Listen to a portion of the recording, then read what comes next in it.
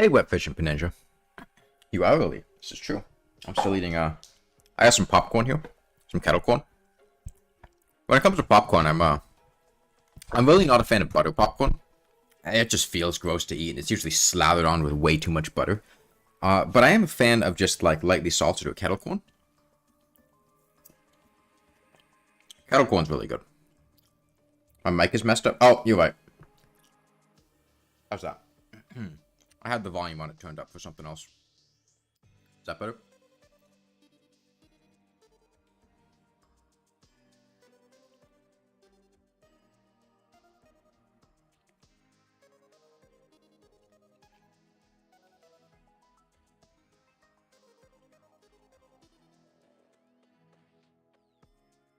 Can I talk again? Yeah. Is that good? I can turn it down more if I need to.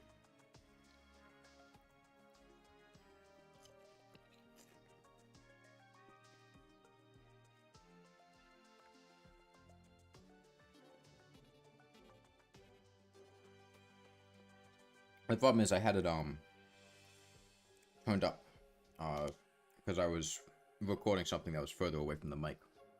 That's still pretty weird. What is weird about it? Hold on, let me just listen to the stream.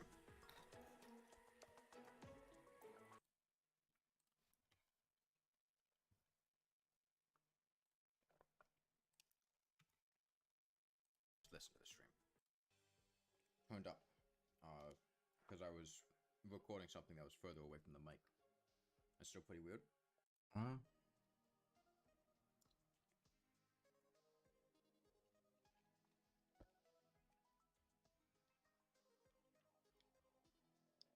Is that good? I can turn it down more if I need to.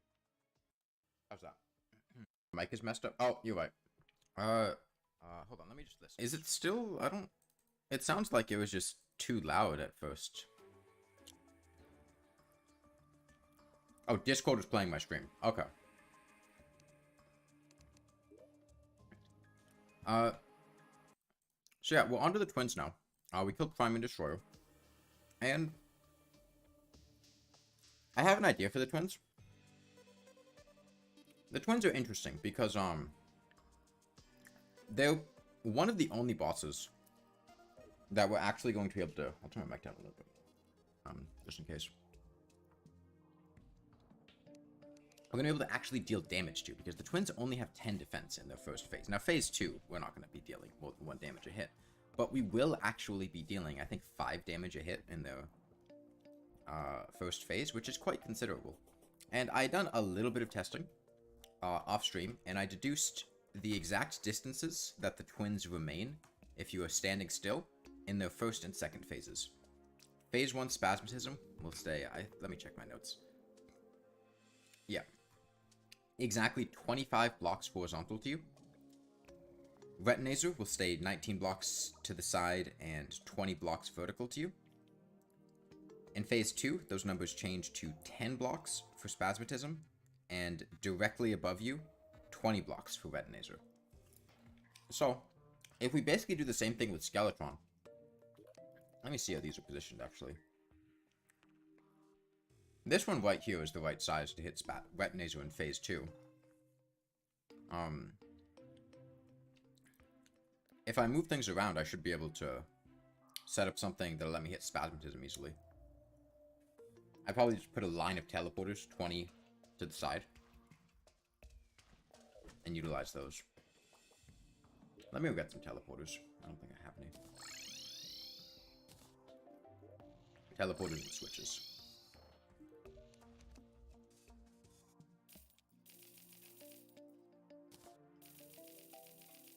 Hey, no.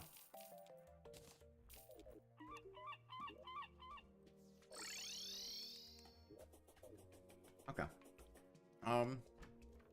I probably don't want to be this close because I'm going to be going horizontal. So I might actually plan to use this for Retinazer, but then make a separate spot for fighting Spasmatism. I think we just go to the right. Over here.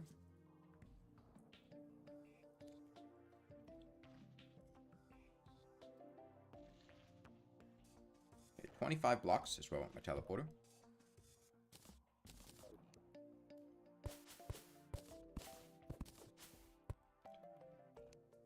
then let's make another 125 to the side.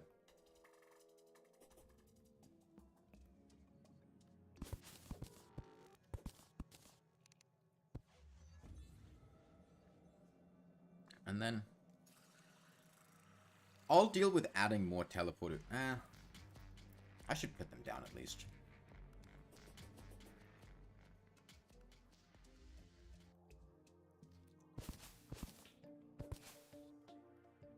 I think this should be good for phase 2 spasmatism. I just won't wire them up yet. They're not quite 10, but they're roughly 10.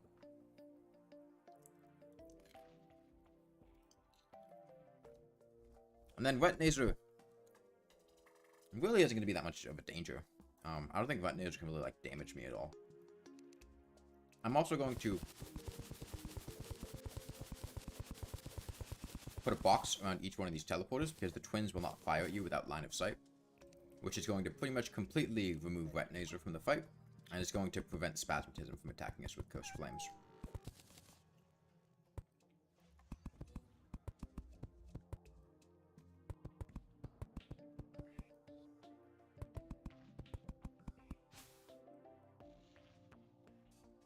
Did I put a block there? No, I didn't. Grasshoppers dropped from Ash Grass? Oh. Okay, and let's...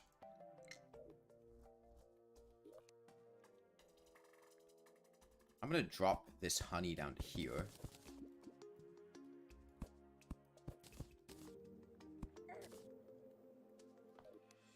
Follow me? There we go. Take out the grand design. And I'm gonna go ahead and remove all of this wire and just go ahead and start rewiring it.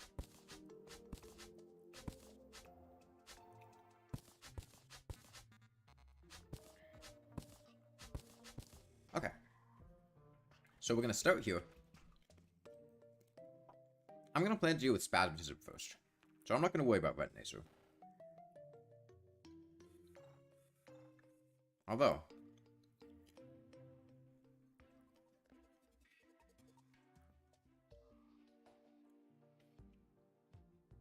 we're in a pretty bad position to dodge Spasmatism right now, once he starts dashing.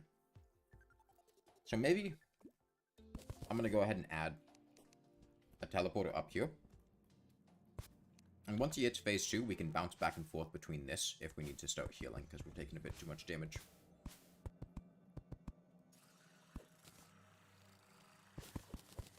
I think that would work well.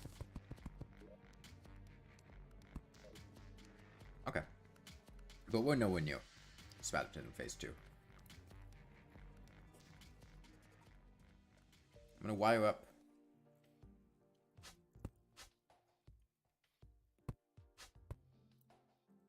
teleports to go left and right.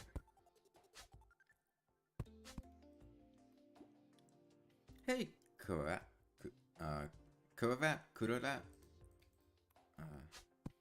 Whatever one it is. Okay.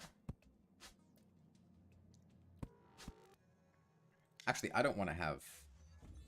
hold on. I don't want to wire all of these up yet. I want to have the ones that are spaced 25 blocks apart, because we're just doing phase 1 right now. Here's this abuse of the fact that projectiles include the blocks. Yeah, what about it?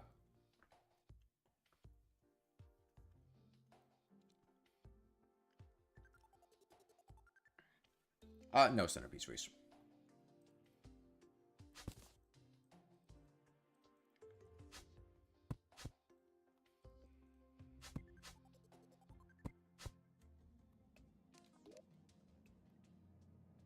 I mean, I have to block off things because I need to walk into a wall. And this is like exactly the same setup that I've been using for every other boss.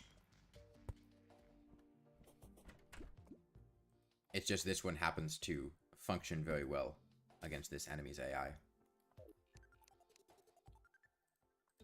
Okay. I'm going to wire this up off to this teleporter.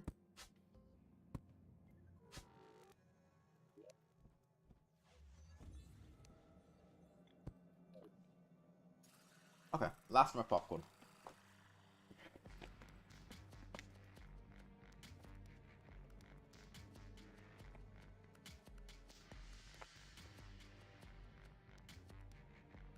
mean, if we don't use teleporters, it's going to be absurdly difficult to hit the twins, and if we do use teleporters, we may as well block them off, because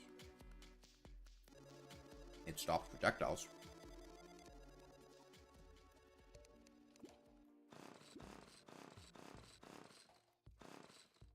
I didn't even kill these two. Okay.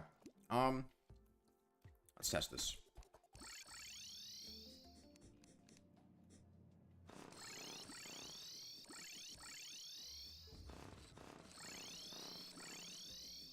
Do I want even more? I think I might want even more teleporters. I'm gonna put 2 more. 5. And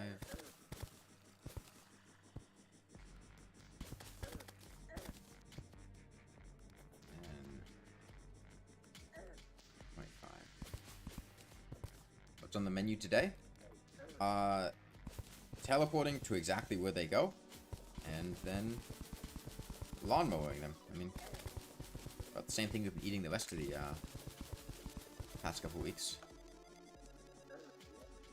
Okay.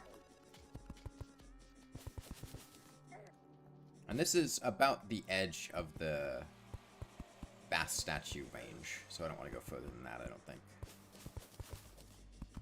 I actually don't need to be that high. Go underneath the planter box.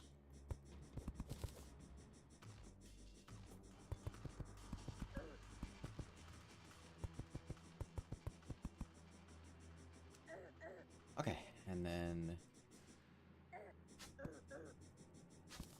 another teleporter here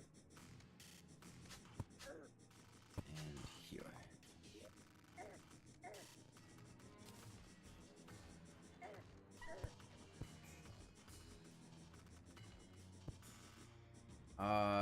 For you, it's dealing with the aftermath of some Minecraft exploit that affected Bookit. I don't know what that means. I don't know what that means. Hold on, do I have a... Oh, wait, that one's not wired up yet. Okay. Am I No, we're fine. We have Heart Lantern, Campfire. Oh, actually, we need to bring this. Performance mod? Okay. Move these a bit further this way. So slightly out of range.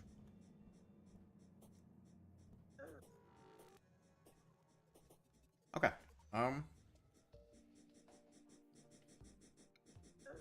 think we're ready. I don't know what to do.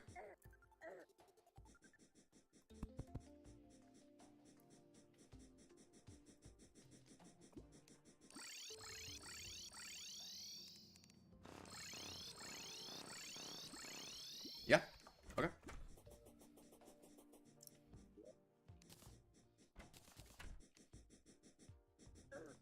In worst case, we just change it. I want to kill the worm. I'll just teleport to the ocean when I want to get rid of it. That's harmless enough. I get 116 regen potions, which hoping will be enough. I'm gonna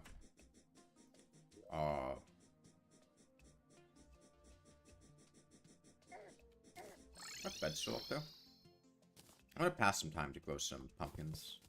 Hold on, the stream is having a couple drop frames there. What am I eating? Oh, I'm having some popcorn.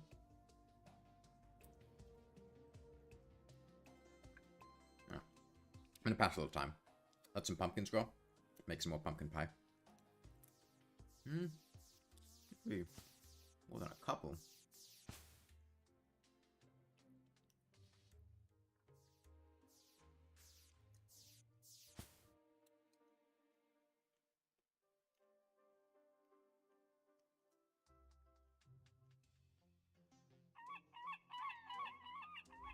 Let me check something.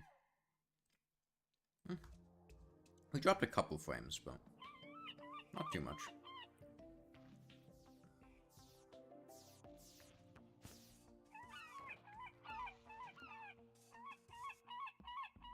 Yeah. Donald's getting stuck is really annoying.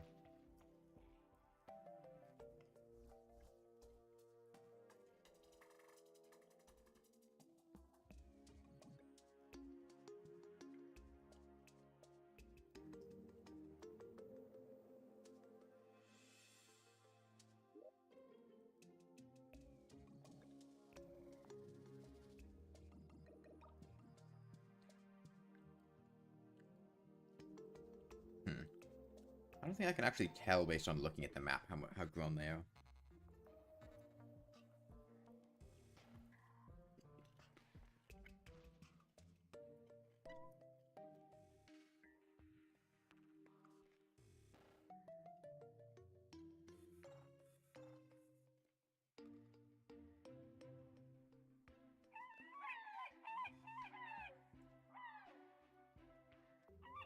Okay, almost done with the popcorn.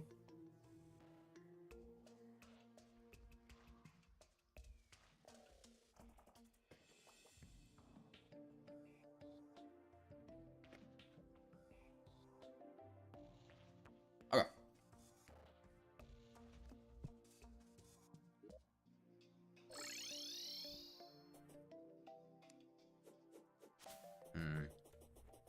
Grow faster. I mean, how long is 116 pumpkins? 138. 116 is how many regen potions I have. That's, another 8 minutes apiece. 880... 900... 108 minutes? It's 908 minutes. Which is, 15 hours?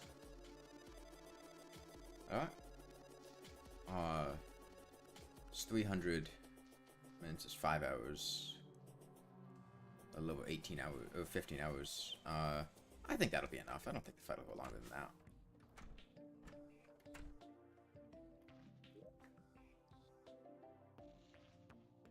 And once Spasm's dead, we really don't have to care about, anything, because Retinazer is basically completely harmless. Okay. Regen, Iron Skin, Pumpkin Pie. Don't need Hunter. Get that out of here. I'll buy some more healing potions just in case.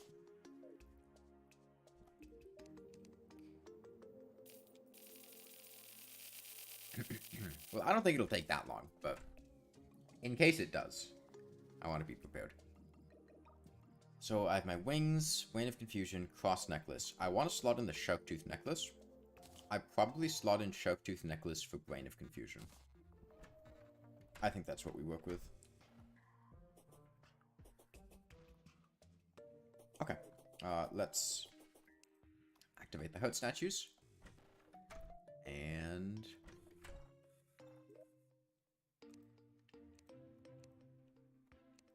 where is my mechanical eye? I had one.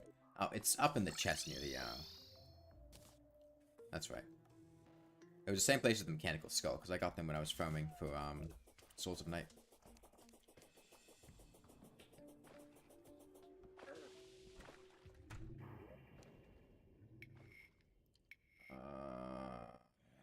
Nice.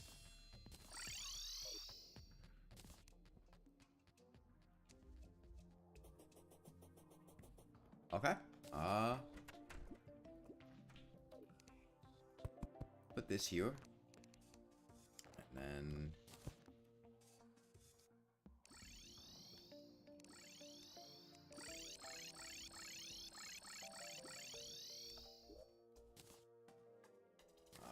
equip, equip, equip, equip.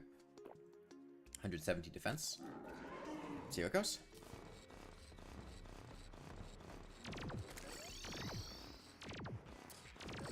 That is annoying. Okay, this may not work then. The way that I want it to. Because he seems to adjust on the fly. So I think we just AFK for the phase 1.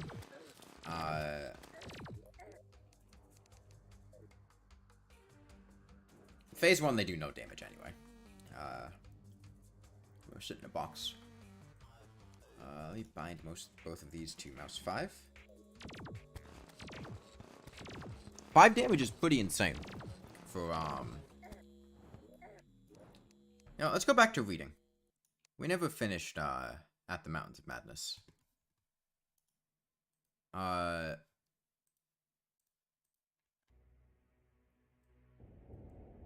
continue playing this. Is this looping? Yeah. Is the witch doctor out? God damn it! Hold on. Get out of here, witch doctor.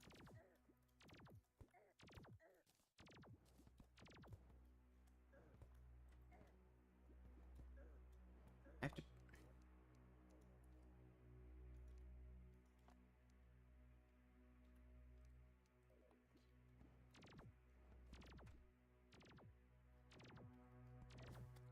Stop. Stop!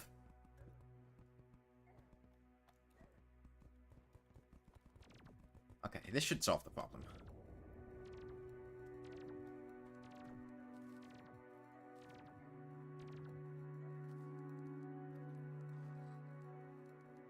Okay, mouse 5. Mouse 5. Take down my mouse. Want to validate my run? Yeah. Jackass.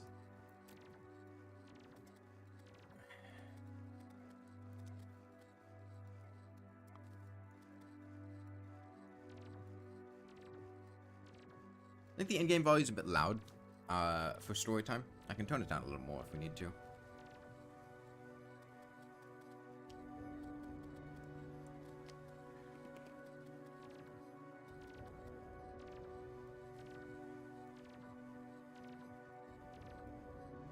That's fine? Okay.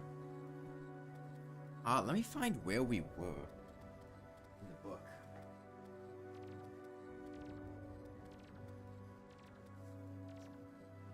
I think we had, like, just hit chapter 5 or something.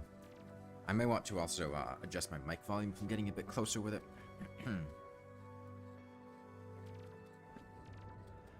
We were at the point where the narrator had gone... Oh, I see a team in WG.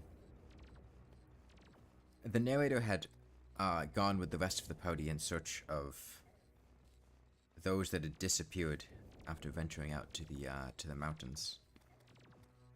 And he began to describe what it was exactly he had witnessed. 6? No, we weren't on chapter 6. Maybe chapter 5.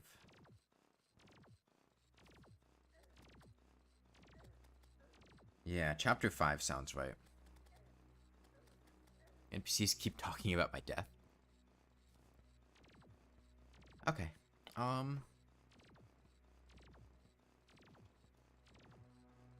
Let's get started here.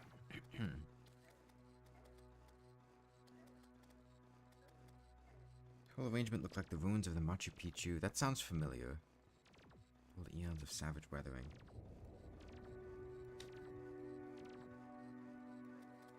What did we read? I think we read this part. Well, I'll just restart from chapter 5. That's fine. Once we start... I'm gonna have to check in on their health eventually, because once we start getting them down to their phase 2 health, I will have to actually change things, I think. I'll have to be a bit more active. I may have to stop reading. But we have some time before that happens. I think that both of us simultaneously cried out in mixed awe, wonder, terror, and disbelief in our own senses as we finally cleared the path and saw what lay beyond. Of course, we must have had some natural theory in the back of our heads to steady our faculties for the moment. Probably we thought of such things as the grotesquely weathered stones of the Garden of the Gods in Colorado, or the fantastically symmetrical wind-carved rocks of the Arizona desert. Perhaps we even half thought the sight of a mirage, like we had seen the morning before on first approaching those mountains of madness. We must have had some such normal notions to fall back upon as our eyes swept that limitless, tempest-scarred plateau and grasped the almost endless labyrinth of colossal, regular, and geometrically eurythmic stone masses which reared their crumbling and pitted crests above a glacial sheet not more than 40 or 50 deep at its thickest, and in places obviously thinner. The effect of the monstrous sight was indescribable, for some fiendish violation of known natural laws seemed certain at the outset. Here, on a hellishly ancient tableland fully 20,000 feet high, and in a climate deadly to habitation since a pre-human age not less than 500,000 years ago. Where's the lawnmower? I'm using it.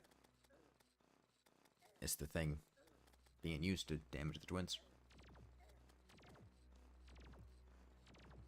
There stretched nearly to the vision's limit a tangle of orderly stone which only the desperation of mental self-defense could possibly attribute to any but a conscious and artificial cause. We had previously dismissed so far as serious thought was considered any theory that the cubes and ramparts of the mountainsides were other than natural in origin. Could they be otherwise when man himself had scarcely have been differentiated from the great apes at the time which this region succumbed to the present unbroken reign of glacial depth? He did, Time Death, and getting back into it after having not read it for like a week or so, takes some getting used to, and there's a lot of stumbling, because, God, these sentences are hard to navigate. Yet now the sway of reason seemed irrefutably shaken, for this cyclopean maze of squared, curved, and angled blocks had features which cut off all comfortable refuge. It was, very clearly, the blasphemous city of the mirage in stark, objective, and ineluctable reality. That damnable portent has had a material basis after all. There had been some horizontal stratum of ice dust in the upper air, and this shocking stone survival had projected its image across the mountains according to the simple laws of reflection. Of course, the phantom had been twisted and exaggerated, and had contained things which the real source did not contain. Yet now, as we saw that real source, we thought it even more hideous and menacing than its distant image. Only the incredible, unhuman massiveness of these vast stone towers and ramparts had saved the frightful thing from utter annihilation in the hundreds of thousands, perhaps millions, of years it had brooded there amidst the blasts of a bleak upland. Corona Mundi, roof of the world. All sorts of fantastic phrases sprung to our lips as we looked dizzily down at the unbelievable spectacle. I thought again of the eldritch primal myths that had so persistently haunted me since our first sight of this dead Antarctic world, of the demonic plateau of Leng, of the Mi-Go, or the abominable snowmen of the Himalayas, of the narcotic manuscripts with their pre-human implications, of the Cthulhu cult, of the Necronomicon, and of their Hyperborean legends of the formless saga Cythagora.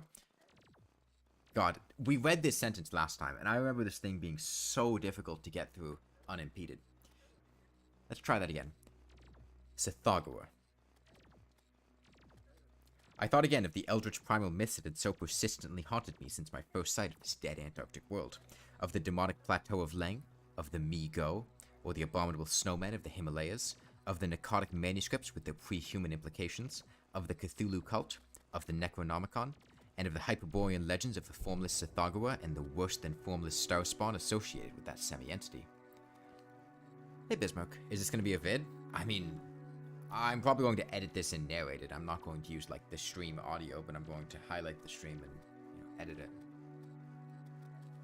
For boundless miles in every direction, the thing stretched off with very little thinning. Indeed, as our eyes followed it to the right and left along the base of the low, gradual foothills which separated it from the actual mountain rim, we decided that we could see no thinning at all except for an interruption at the left of the pass from which we had come. We had merely struck, at random, a limited pout of something of incalculable extent. The foothills were more sparsely sprinkled with grotesque stone structures linking the terrible city to the already familiar cubes and ramparts which evidently formed its mountain outposts. These latter, as well as the queer cave mouths, were as thick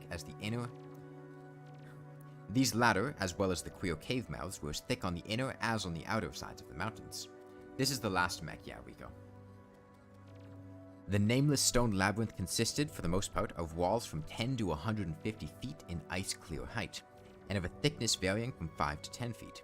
It was composed mostly of prodigious blocks of dark primordial slate, schist, and sandstone, blocks in many cases as large as 4 by 6 by 8 feet, though in several places it seemed to be carved out of solid, uneven bedrock of Precambrian slate.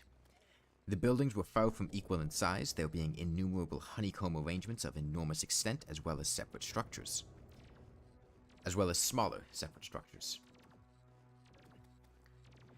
The general shape of these things tended to be conical, pyramidal, or terraced, though there were many perfect cylinders, perfect cubes, clusters of cubes, and other rectangular forms, and a peculiar sprinkling of angled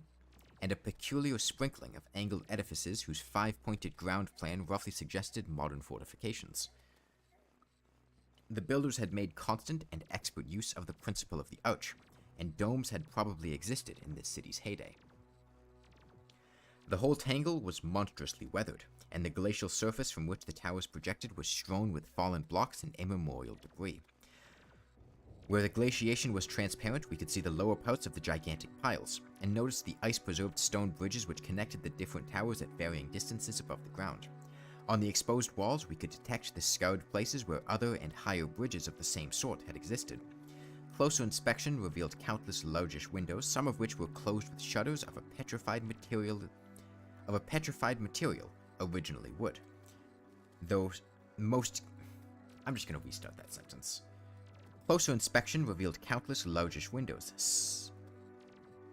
Closer inspection had revealed countless largish windows, some of which were closed with shutters of a petrified material, originally wood, though most gaped open in a sinister and menacing fashion. Why are the eyes not dying? I'm using a lawnmower in it. They take 5 damage a hit. This is the fast part of the fight. Once we get them down to their second phase, our damage is going to stagnate greatly. I'm not even sure how we're going to hit them, but we're going to try to figure it out. Hey, Jokey. Many of the ruins, of course, were roofless, and with uneven though wind-rounded upper edges, whilst others, of a more sharply conical or pyramidal model or else protected by higher surrounding structures, preserved intact outlines despite the omnipresent crumbling and pitting. With the field glass, we could barely make out what seemed to be sculptural depictions in horizontal bands. Decorations including those various groups of dots whose presence on the ancient soapstones now assumed a vastly larger significance. In many places, the buildings were totally ruined and the ice sheet deeply riven from various geologic causes. In other places, the stonework was worn down to the very level of the glaciation. One broad swath, extending from the plateau's interior to a cleft in the foothills about a mile to the left of the pass we had traversed, was wholly free from buildings, and probably represented, we concluded, the course of some great river which in tertiary times, millions of years ago, had poured through the city into some prodigious subterranean abyss of the Great Barrier Range. Certainly, this was above all else a region of caves, gulfs, and underground secrets beyond human penetration. I'm going to tone down the in-game volume a little more. I feel like it's a little loud. You know, the constant sound of retinasor shooting is kind of killing the vibe. I'll just tone it down altogether. Because this is story time, not twins time. Once we hit phase 2, we'll reconsider. Looking back to our sensations and recalling our dazedness at viewing this monstrous survival from eons we had thought pre-human, I can only wonder that we preserved some semblance of equilibrium, which we did. Of course, we knew that something, chronology, scientific theory, or our own consciousness, was woefully awry. Yet we kept enough poise to guide the plane, observe many things quite minutely, and take a careful series of photographs which may yet serve both us and the world in good stead. In my case, ingrained scientific habit may have helped, for above all my bewilderment and sense of menace there burned a dominant curiosity to fathom more of this age-old secret, to know what sort of beings had built and lived in this incalculably gigantic place, and what relation to the general world of its time or of other times so unique a concentration of life could have had. I'm gonna pop my potions. For this place could be no ordinary city. It must have formed the primary nucleus and center of some archaic and unbelievable chapter of Earth's history, whose outward ramifications, recalled only dimly in the most obscure and distorted myths, had vanished utterly amidst the chaos of terrene convulsions long before any human race we know had shambled out of apedom. Here sprawled a Paleogean megapolis compared with which the fabled Atlantis... Here sprawled a Paleogean megalopolis. Here sprawled a Paleogean megalopolis compared with which the fabled Atlantis, God. Hey, Molly. Here sprawled a Paleogean megalopolis compared with which the fabled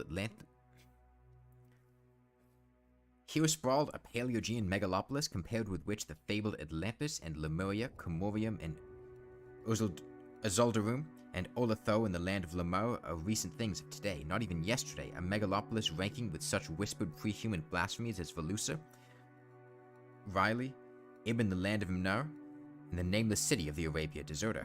As we flew above that tangle of stark Titan towers, my imagination sometimes escaped all bounds and roved aimlessly in realms of fantastic associations, even weaving links betwixt this lost world and some of my own wildest dreams concerning the mad horror at the camp. Does Hollowed Armor buff activate from Mower? I'm not sure, nor do I really care. I wouldn't use it even if it did. The plane's fuel tank, in the interest of greater lightness, had been only partly filled, hence we now had to exert greater caution in our explorations. Even so, however, we covered an enormous extent of ground, or rather, air, after swooping down to a level where the wind became virtually negligible. There seemed to be no limit to the mountain range, or to the length of the frightful stone city which bordered its inner foothills. 50 miles of flight in each direction shewed no major change in the labyrinth of rock and masonry that clawed up corpse-like through the eternal ice. There were, though, some highly absorbing diversifications, such as the carvings on the canyon where that broad river had once pierced the foothills and approached its sinking place in the Great Range. The headlands at the stream's entrance had been boldly carved into cyclopean pylons, and something about the ridgy, barrel-shaped design stirred up oddly vague, hateful, and confusing The headlands at the stream's entrance had been boldly carved into cyclopean pylons, and something about the ridgy, barrel-shaped design stirred up oddly vague, hateful, and confusing semi-remembrances in both Danforth and I. We also came upon several star-shaped open spaces, evidently public squares, and noted various undulations in the terrain.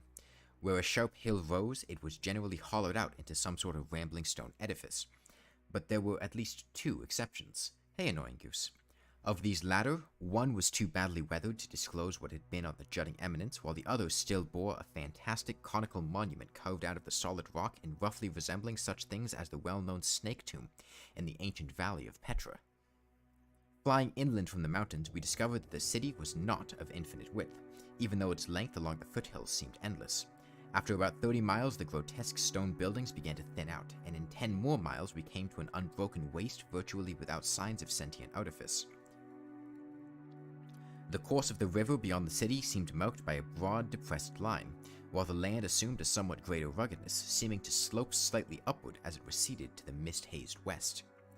So far we had made no landing, yet to leave the plateau without an attempt at entering some of the monstrous structures would have been inconceivable. Accordingly, we decided to find a smooth place on the foothills near a navigable pass, there grounding the plane and preparing to do some exploration on foot. Though those gradual slopes were partly covered with a scattering of ruins, low flying soon disclosed an ample number of possible landing places. Selecting the nearest to the pass, since our next flight would come across the Great Range and back to camp, we succeeded about 12:30 p.m. in coming down on a smooth, hard snowfield wholly devoid of obstacles and well adapted to a swift and favorable takeoff later on. You know what, let's get a little more intimate with this story. Let's go back to the time of the street. It did not seem necessary to protect the plane with a snow banking for so brief a time and in so comfortable an absence of high winds at this level.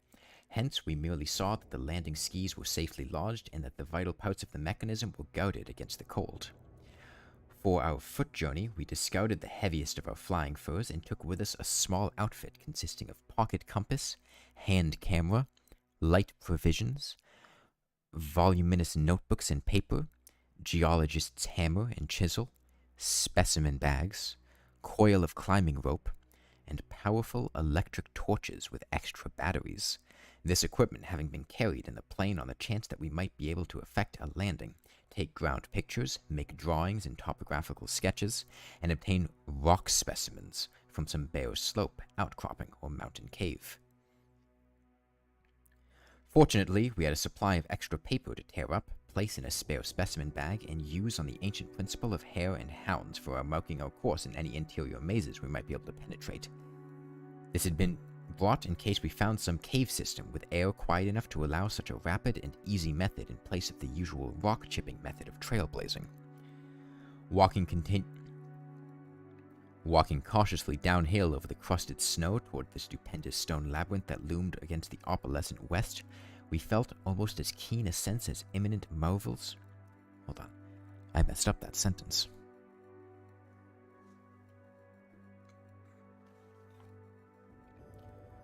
Walking cautiously downhill over the crusted snow toward the stupendous stone labyrinth that loomed against the opalescent west, we felt almost as keen a sense of imminent marvels as we had felt on approaching the unfathomed mountain pass 4 hours previously.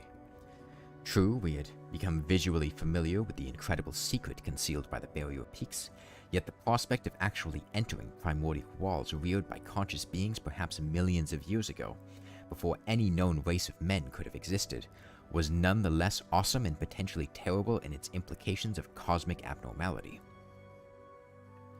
Though the thinness of the air at this prodigious altitude made exertion somewhat more difficult than usual, both Danforth and I found ourselves bearing up very well, and felt equal to almost any task which might fall to our lot.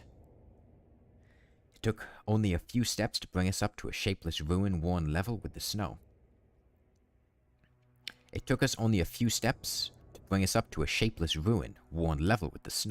While 10 or 15 rods further on there was a roofless rampart still complete in its gigantic 5-pointed outline, and rising to an irregular height of 10 or 11 feet.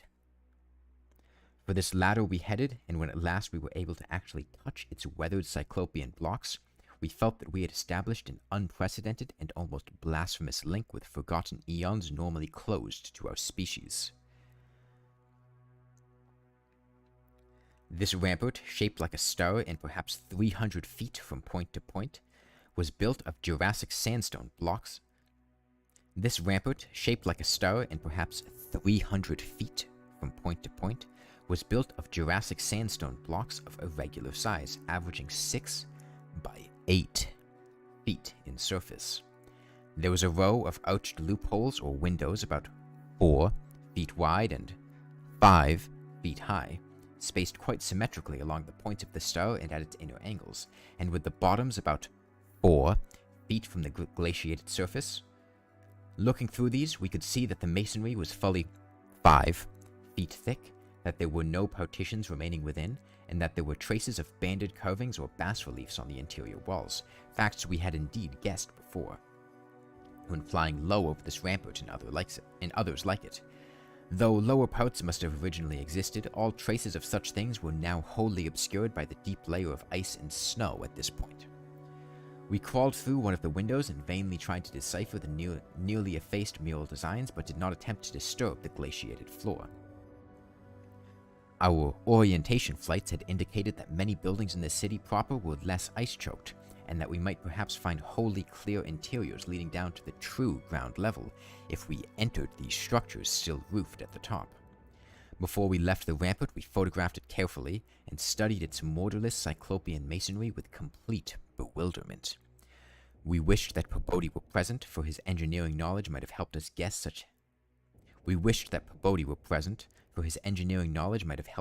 how such titanic blocks could have been handled in that unbelievably remote age when the city and its outskirts were built up.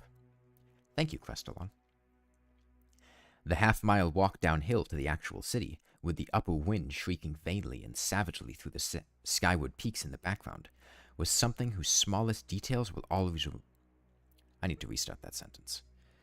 The half-mile walk downhill to the actual city, with the upper wind shrieking vainly and savagely through the skyward peaks in the background, was something whose smallest details will always remain engraved on my mind. Only in fantastic nightmares could any human beings but Danforth and I conceive with such optical effects. Between us and the churning vapors of the west lay that monstrous tangle of dark stone towers, its outer and incredible forms impressing us afresh with every new angle of vision. It was a mirage in solid stone, and were it not for the photographs, I would still doubt that such a thing could be. The general type of masonry was identical to that of the rampart we had examined, but the extravagant shapes which this masonry took in its urban manifestations were past all description. Even the pictures illustrate only 1 or 2 phases of its infinite bizarrerie, endless variety, preternatural massiveness, and utterly alien exoticism. There were geometrical forms from which Euclid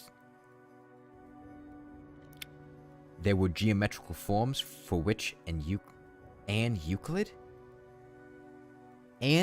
What the fuck's Ann Euclid? I know who Euclid is. He's a guy.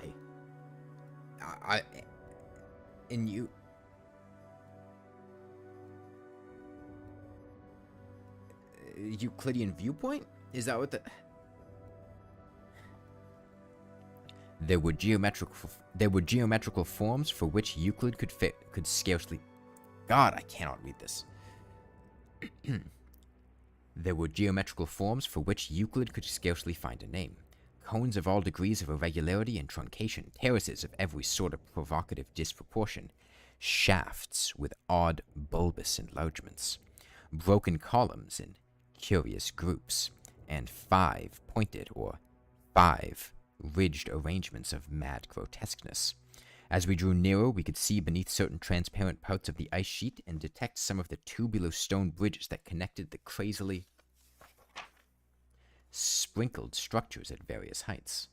Of orderly streets, there seemed to be none, the only broad open swath being a mile to the left where the ancient river had doubtless flowed through the town into the mountains. Our field glasses shewed the external horizontal bands of nearly effaced sculptures and dot groups to be very prevalent, and we could half imagine what the city must have once looked like, even though most of the roofs and tower tops had necessarily perished. As a whole, it had been a complex tangle of twisted lanes and alleys, all of them deep canyons, and some little better than tunnels because of the overhanging masonry or overarching bridges. Now, outspread below us, it loomed like a dream fantasy against a westward mist. Now, outspread below us, it loomed like a dream fantasy against a westward mist through whose northern end the low, reddish Antarctic sun of early afternoon was struggling to shine. And when for a moment that sun encountered a denser obstruction and plunged the scene into temporary shadow, the effect was subtly menacing in a way I can hope never to depict. Even the faint howling and piping of the unfelt wind in the great mountain passes behind us took on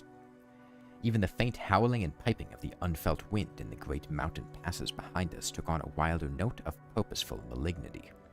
The last stage of our descent to the town was unusually steep and abrupt, and a rock outcropping at the edge where the grade change led us to think that an artificial terrace had once existed there. Under the glaciation, we believed, there must be a flight of steps, or its equivalent. Yeah, now, since we do actual damage, we are blowing through their HP pretty quickly. It's once we get to their phase 2, things are really going to stagnate. When at last we plunged into the labyrinthine town itself, clambering over fallen masonry and shrinking from the oppressive nearness and dwarfing height of omnipresent crumbling and pitted walls, our sensations again became such that I marvel at the amount of self-control we retained. Danforth was frankly jumpy, and began making some offensively irrelevant speculations about the horror at the camp, which I resented all the more because I could not help sharing certain conclusions forced upon us by many features of this morbid survival from nightmare antiquity. The speculations worked on his imagination, too, for in one place where a debris-littered alley turned a sharp corner, he insisted that he saw faint traces of ground markings which he did not like, whilst elsewhere he stopped to listen to a subtle imaginary sound from some undefined point, a muffled, musical piping, he said, not unlike that of the wind in the mountain caves, yet somehow disturbingly different. No, this is Don't Dig Up. If this was Get Fixed Boy, I would be fighting Mechdusa, not the twins. The ceaseless 5 pointedness of the surrounding architecture and of the few distinguishable mural arabesques had a dimly sinister suggestiveness we could not escape, and gave us a touch of terrible, subconscious certainty concerning the primal entities which had reared and dwelt in this unhallowed place. Nevertheless, our scientific and adventurous souls were not wholly dead, and we mechanically carried out our program of chipping specimens from all the different rock types represented in the masonry. What HP value does Spasmatism go to phase 2? Is it like 15,000? I want to know the exact number so I know when to stop reading and start preparing for that.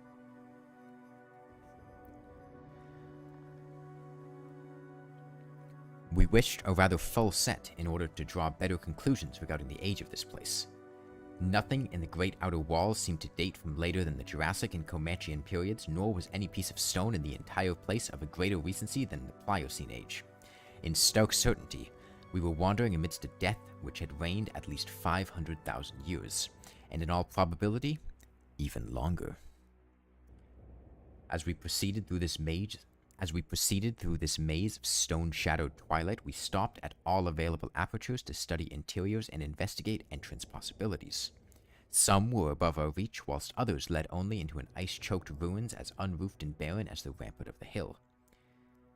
One, though spacious and inviting, opened on a seemingly bottomless abyss without visible means of descent. Now and then we had a chance to study the petrified wood of a surviving shutter and were impressed by the fabulous antiquity implied in the still discernible grain. These things had come from Mesozoic gymnosperms and conifers, especially Cretaceous cycads, and from fan palms and earlier angiosperms of plainly tertiary date. Nothing definitely later than the Pliocene could be discovered. In the placing of these shutters, whose edges shewed the former presence of queer and long-vanished hinges, usage seemed to be varied, some being on the outer and some on the inner side of deep embrasures. They seemed to have become wedged in place, thus surviving the rusting of their former and probably metallic fixtures and fastenings. After a time, we came across a row of windows, in the bulges of a colossal, five-ridged cone of an undamaged apex, which led into a vast, well-preserved room with stone flooring, but these were too high in the room to permit of descent without a rope. We had a rope with us, but did not wish to bother with this 20-foot drop unless obliged to, especially in this thin plateau air where great demands were made upon the heart action.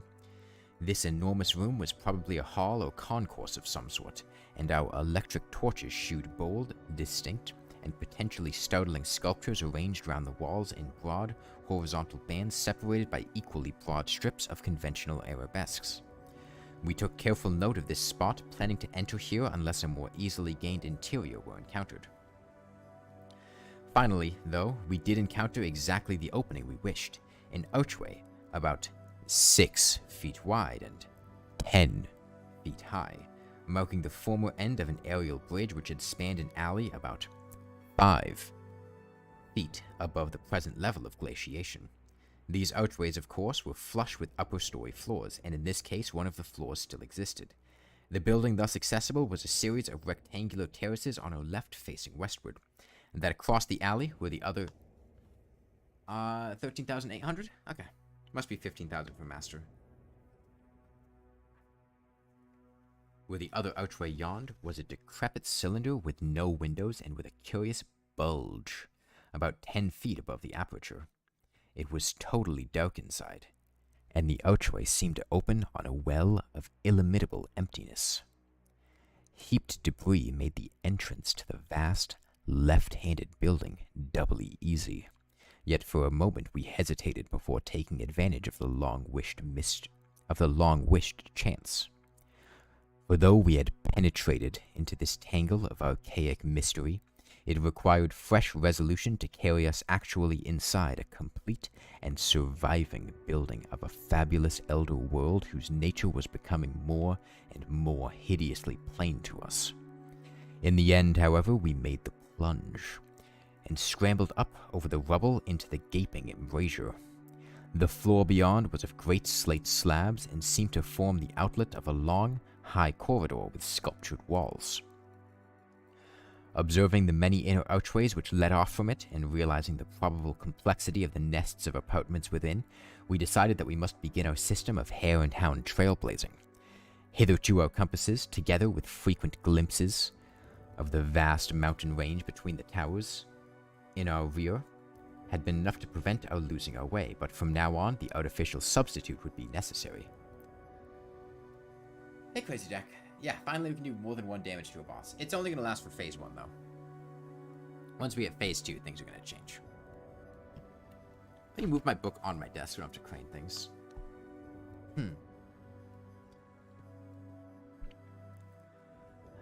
Accordingly, we reduced our extra paper to shreds of suitable size, placed these in a bag to be carried by Danforth, and prepared to use them as economically and as safety would allow.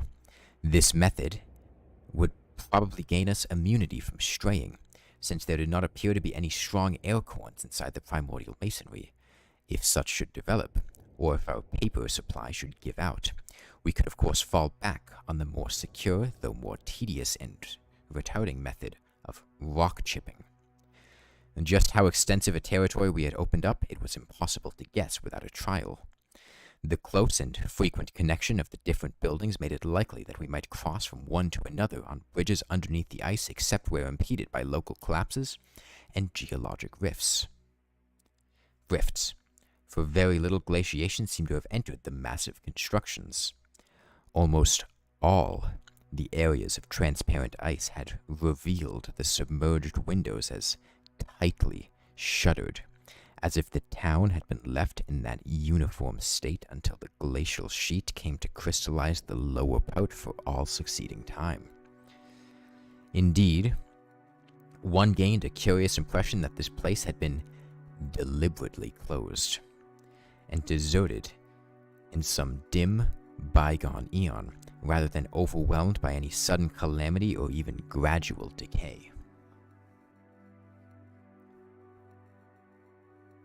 Had the coming of the ice been foreseen, and had a nameless population left en masse to seek a less doomed abode? The precise physiographic conditions attending the formation of the ice sheet at this point would have to wait for later solution. It had not, very plainly, been a grinding drive.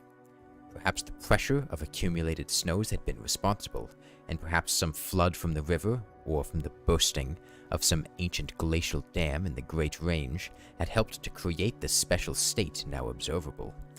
Imagination could conceive almost anything in connection with this place.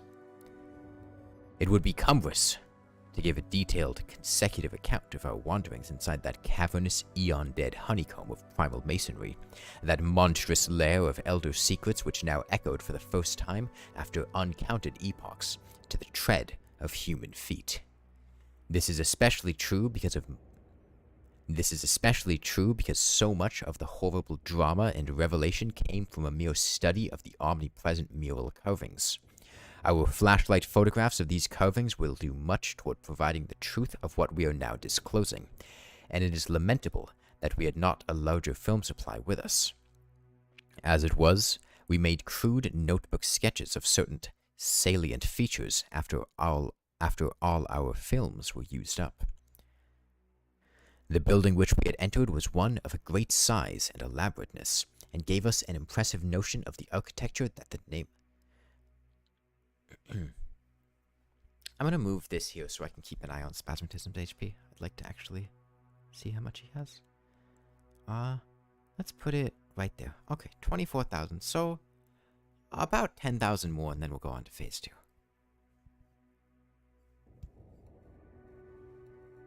Okay. It's gonna be interesting once we get Spasmatism to phase 2, because I'm not sure if he's gonna continue doing the same thing he had been doing.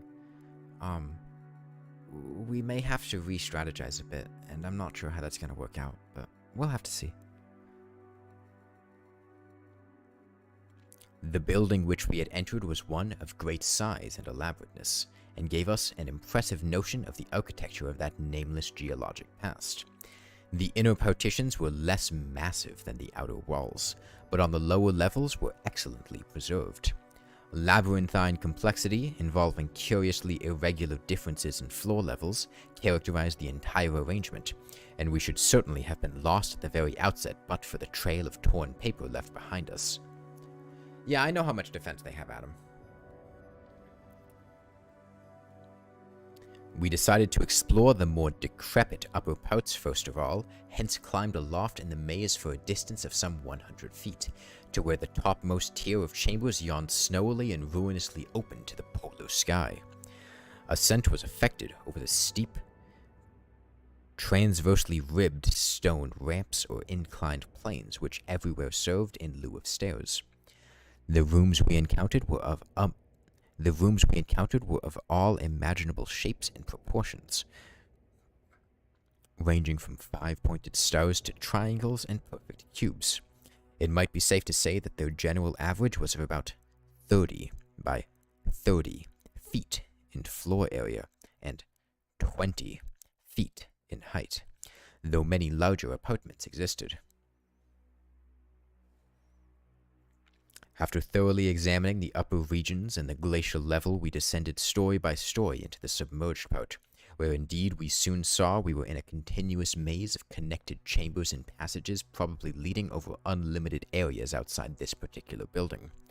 The cyclopean massiveness and giganticism of everything about us became curiously oppressive, and there was something vaguely but deeply unhuman in all the contours, dimensions, proportions, decorations, and constructional nuances of the blasphemously archaic stonework.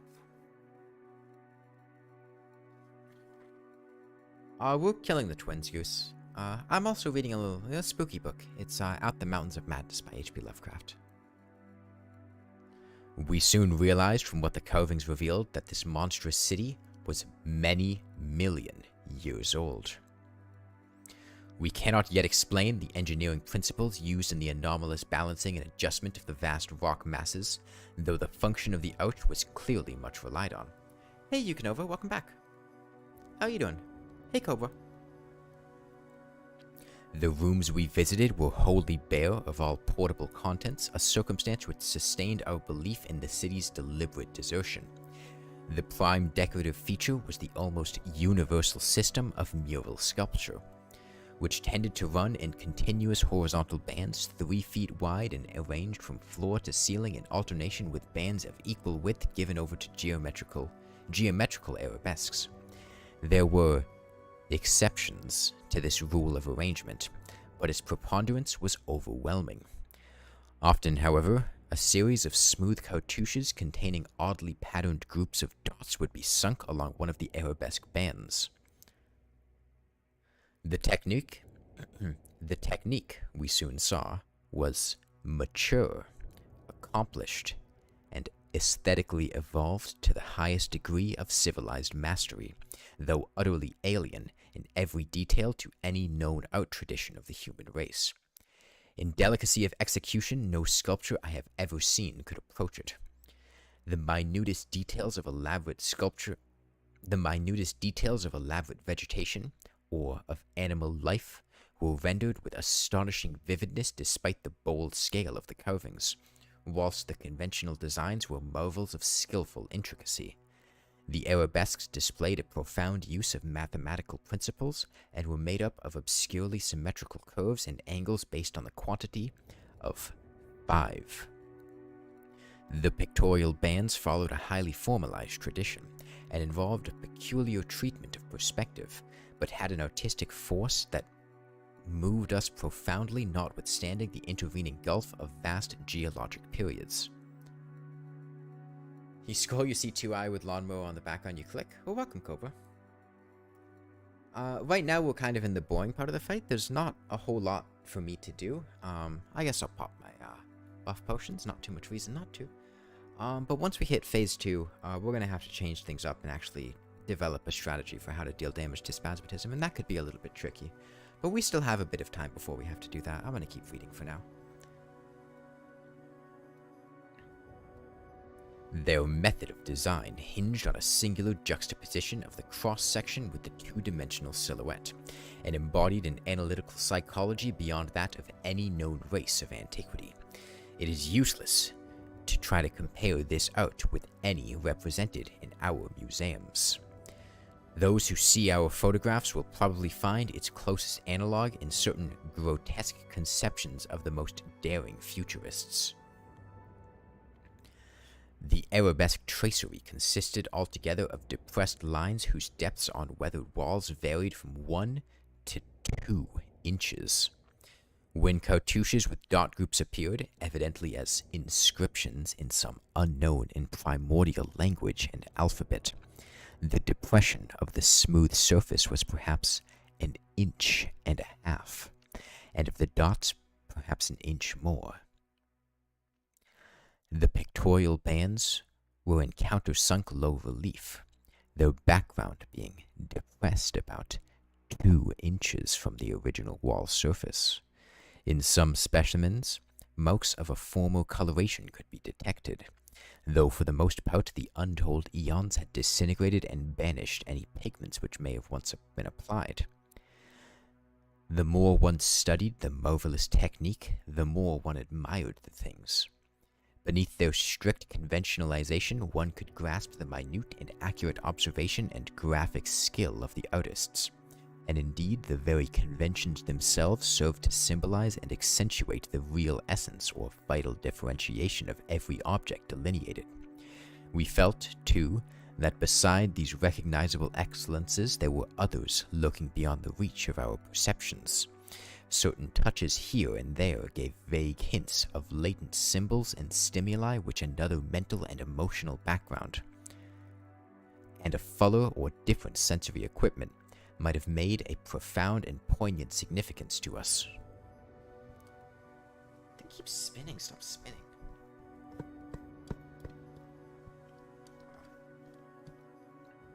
I don't have withered armor? Withered armor is applied in the old one's army, isn't it? I'm not doing the old one's army. How do I have withered armor? The subject matter of the sculptures obviously came from the life of the vanished epoch of their creation, and contained a large proportion of evident history.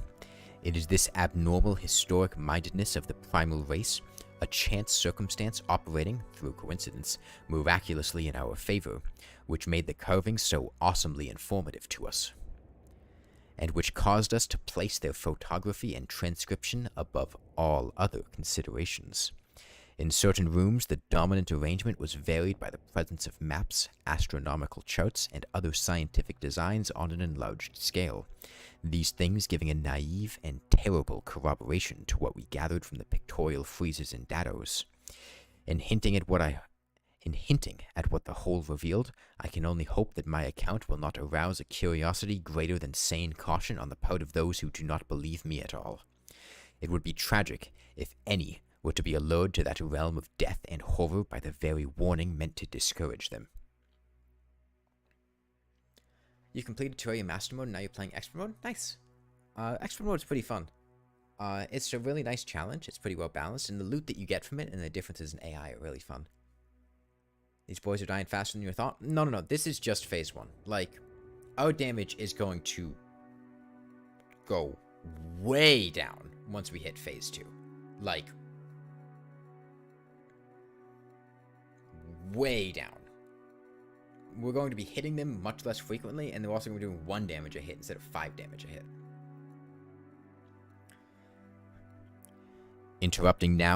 Interrupting these sculptured walls were high windows and massive 12-foot doorways, both now and then retaining the petrified wood planks, elaborately carved and polished, of the actual shutters and doors. All metal fixtures had long ago vanished, but some of the doors remained in place and had to be forced aside as we progressed from room to room. Window frames with odd transparent panes, mostly elliptical, survived here and there, though in no considerable quantity.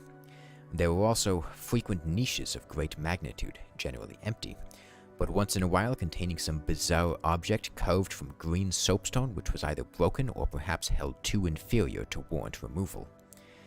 Other apertures were undoubtedly connected with bygone mechanical facilities, heating, lighting, and the like, of a sort suggested in many of the carvings.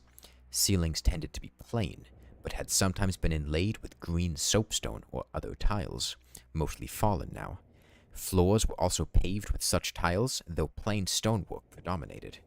Have I played Hollow Knight? Yeah. Have you not seen me play Hollow Knight on the dance pad, Yukinova? Oh, Yukinova? I beat Hollow Knight on a dance pad.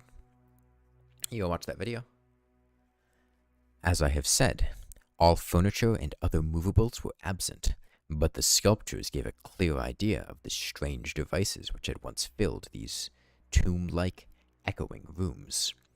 Above the glacial sheet, the floors were generally thick with detritus, litter, and debris, but farther down this condition decreased. In some of the lower chambers and corridors, there was little more than gritty dust or ancient incrustations, while occasional areas had an uncanny air of nearly swept immaculateness. Of course, where rifts or collapses had occurred, the lower levels were as littered as the upper ones. A central court, as in other structures we had seen from the air, saved the inner regions from total darkness, so that we seldom had to use our electric torches in the upper rooms except when studying sculptured details. Below the ice cap, however, the twilight deepened, and in many parts of the tangled ground level there was an approach to absolute blackness. It is a frame bane, yeah. To form even a rudimentary idea of our thoughts and feelings as we penetrated this eon-silent maze of unhuman masonry, one must correlate a hopelessly bewildering chaos of fugitive moods, memories, and impressions.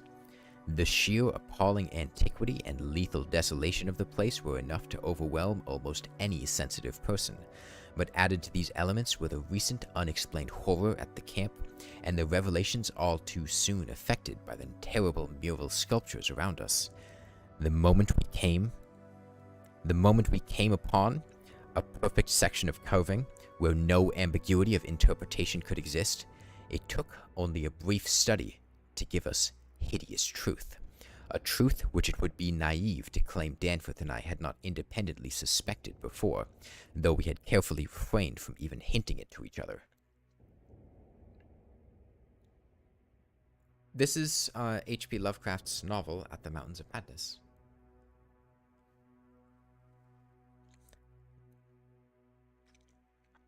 There could now be no further merciful doubt about the nature of the beings which had built and inhabited it. There could now be no further merciful doubt about the nature of the beings which had built and inhabited. There could now be no further merciful doubt about the nature of the beings which had built and inhabited this monstrous dead city millions of years ago, when man's ancestors were primitive archaic mammals and vast dinosaurs roamed the tropical steppes of Europe and Asia. We had previously clung to a desperate alternative and insisted, each to himself, that the omnipresence of the five-pointed motif meant only some cultural or religious exaltation of the archaean natural object which had so patently embodied the quality of five-pointedness. As the decorative motifs of Minoan Crete exalted the sacred bull, those of Egypt the scarab. Scarabaeus? Is that the plural of scarabs? What the fuck is that? S-C-A-R-A-B-A-E-U-S? What the fuck? Scarabaeus?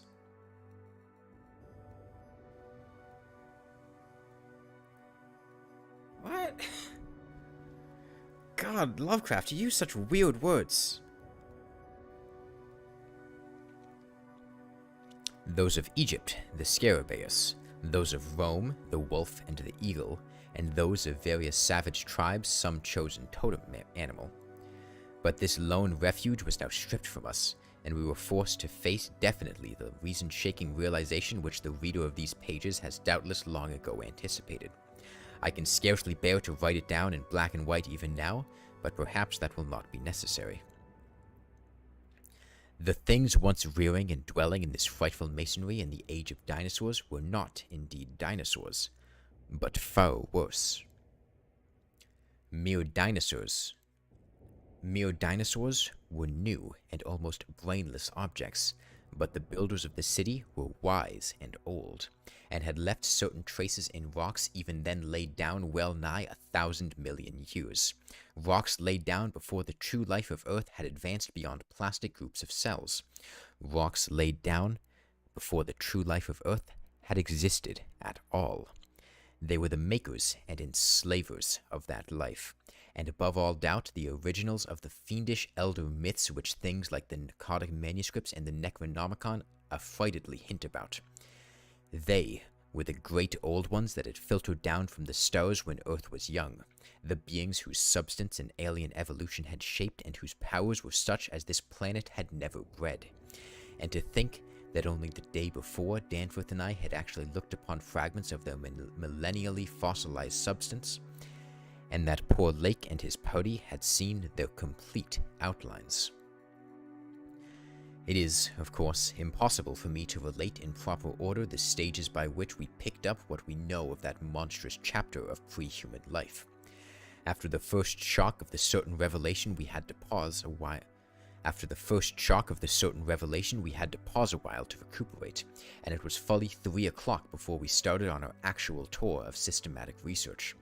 The sculptures in the building we entered were of relatively late date, perhaps 2 million years ago. As checked up by geological, biological, and astronomical features, and embodied in art which would be called decadent in comparison with that of specimens we found in older buildings after crossing bridges under the glacial sheet. One edifice hewn from solid rock seemed to go back 40 or possibly even 50 million years ago, to the lower Eocene or upper Cretaceous, and contained bas-reliefs of an artistry surpassing anything else, with one tremendous exception that we encountered. That was, we have since agreed, the oldest domestic structure we traversed. Were it not for the support of those flashlights soon to be made public, I would refrain from telling what I found and inferred, lest I be confined as a madman. Of course, the infinitely early parts of the patchwork tale, representing the pre-terrestrial life of the star-headed beings on other planets, and in other galaxies, and in other universes, can readily be interpreted as the fantastic mythology of those beings themselves. Yet such parts sometimes involve designs and diagrams so uncannily close to the latest findings of mathematics and astrophysics that I scarcely know what to think. Let others judge when they see the photographs Let others judge when they see the photographs I shall publish. You just joined what's happening? We're fighting the twins. You're gonna guess this is Journey? Elaborate on what that means, Lennypede. This is on Journey mode, but Journey mode makes no difference whatsoever. It has no relevancy to this fight at all. This is on Expert mode. It is a Journey mode world, but it's set to Expert mode. No Journey mode powers are being used. Journey mode has no relevancy here. For all intents and purposes, I'm just doing this on Expert. The only reason we're on Journey mode is because if I wasn't on Journey mode, I would have to be doing this on Classic, and Classic sucks. Because it's impossible to kill the Wall of Flesh on any difficulty above Classic. With the Lawnmower.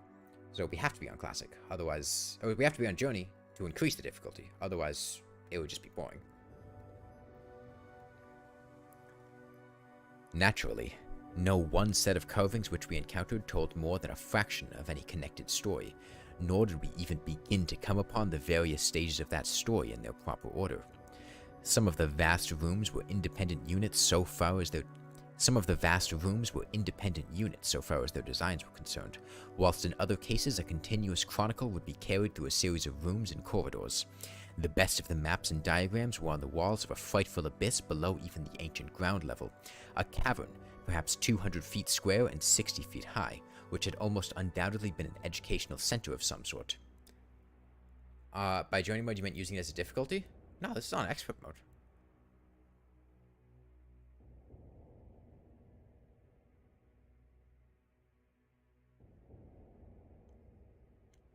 Journey mode would just be like a complete pushover. It would be really boring. You can look at the amount of HP the twins have. That's a good gauge of the difficulty. If you cross-reference the amount of HP they have with the difficulty on the wiki, listing their total HP value, you'll see that Expert mode, they have 64,500 HP.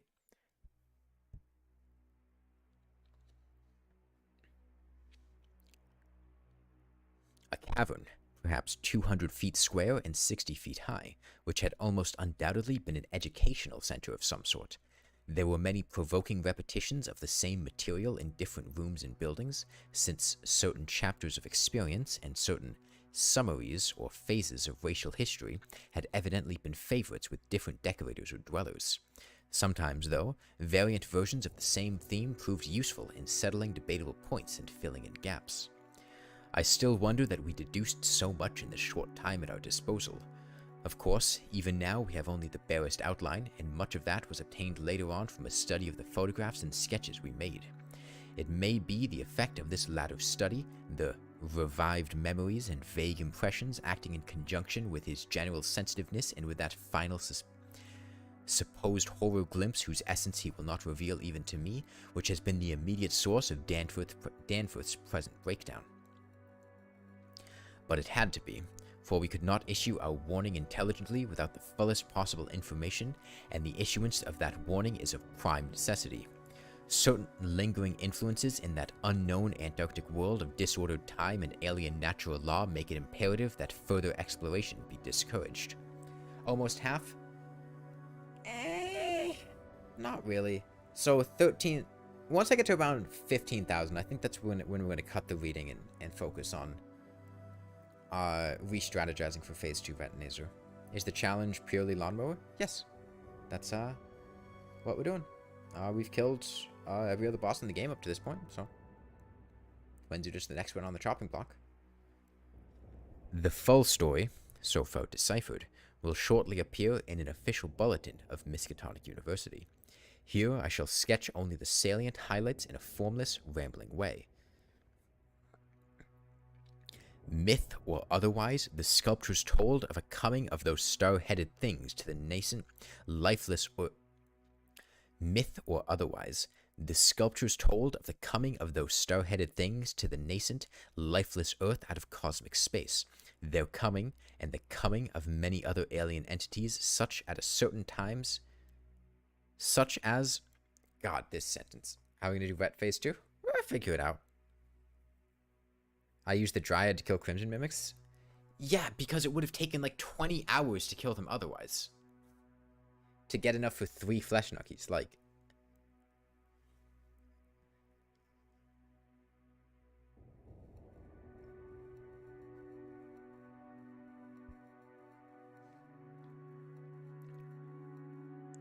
Myth or otherwise, the sculptures told of the coming of those star-headed things to the nascent, lifeless Earth out of cosmic space.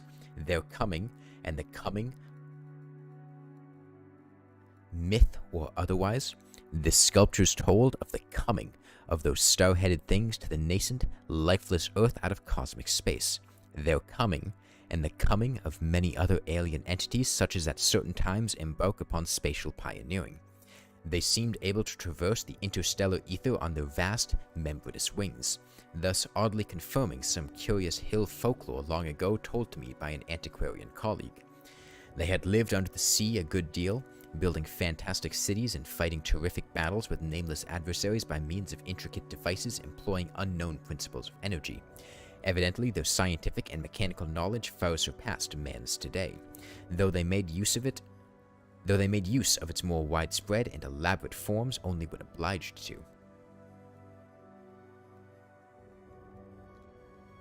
So maybe it's not purely Lawnmower only? That is an incredibly silly point to make.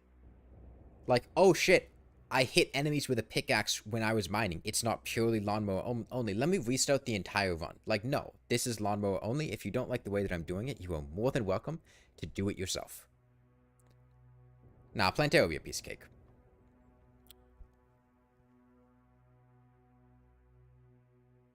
If you have any issues with how I do things, do it yourself. This is Lawnmower only, as defined by me.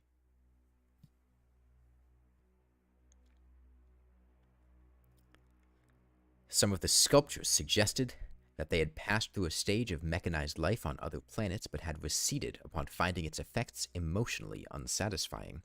Their preternatural toughness of organization and simplicity of natural wants made them peculiarly able to live on a high plane without the more specialized fruits of artificial manufacture, and even without garments except for occasional protection against the elements. It was under the sea, at first for food and later for other purposes, that they first created Earth life, using available substances according to long-known methods. The more elaborate experiments came after the annihilation of various cosmic enemies. The more elaborate experiments came after the annihilation of various cosmic enemies.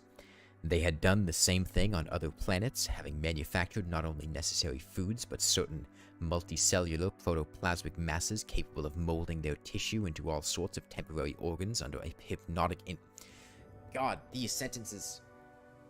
Any new strats discovered? Not as of yet. This is At the Mountains of Madness, Gemini, by H.P. Lovecraft. And unfortunately, the main thing that's making reading this annoying is, God, H.P. Lovecraft wrote with such weird and convoluted and cryptic sentences sometimes, and I'm reading all of this live. I'm not reading the sentence and then deciding how to pronounce things and inflect on it, and that makes it really difficult when the random comma placements or words that just don't exist and are like borderline impossible to pronounce or really archaic terms keep coming up, because it's really difficult to inflect on those on the fly, which is why I keep repeating certain parts. They had done the same thing on other planets, having manufactured not only necessary foods, but certain multicellular protoplasmic masses capable of molding their tissues into all sorts of temporary organs under hypnotic influence, and thereby forming ideal slaves to perform the heavy work of the community. I want to read that sentence again. How many people have mentioned Lovecraft's cat name so far? None of them. You're the first one, totally not my end. Also, don't mention that name, because racism not cool. How do they not despawn after night? This is the Don't Dig Up seed, and on the Don't Dig Up seed, there are no time limits. This is not the For the Worthy seed. This is not Get Fixed Boy either. This is Don't Dig Up. This is the Remix seed. Yeah, let's not talk about it, Goose, for reasons that, if you look it up, I think should be overwhelmingly obvious.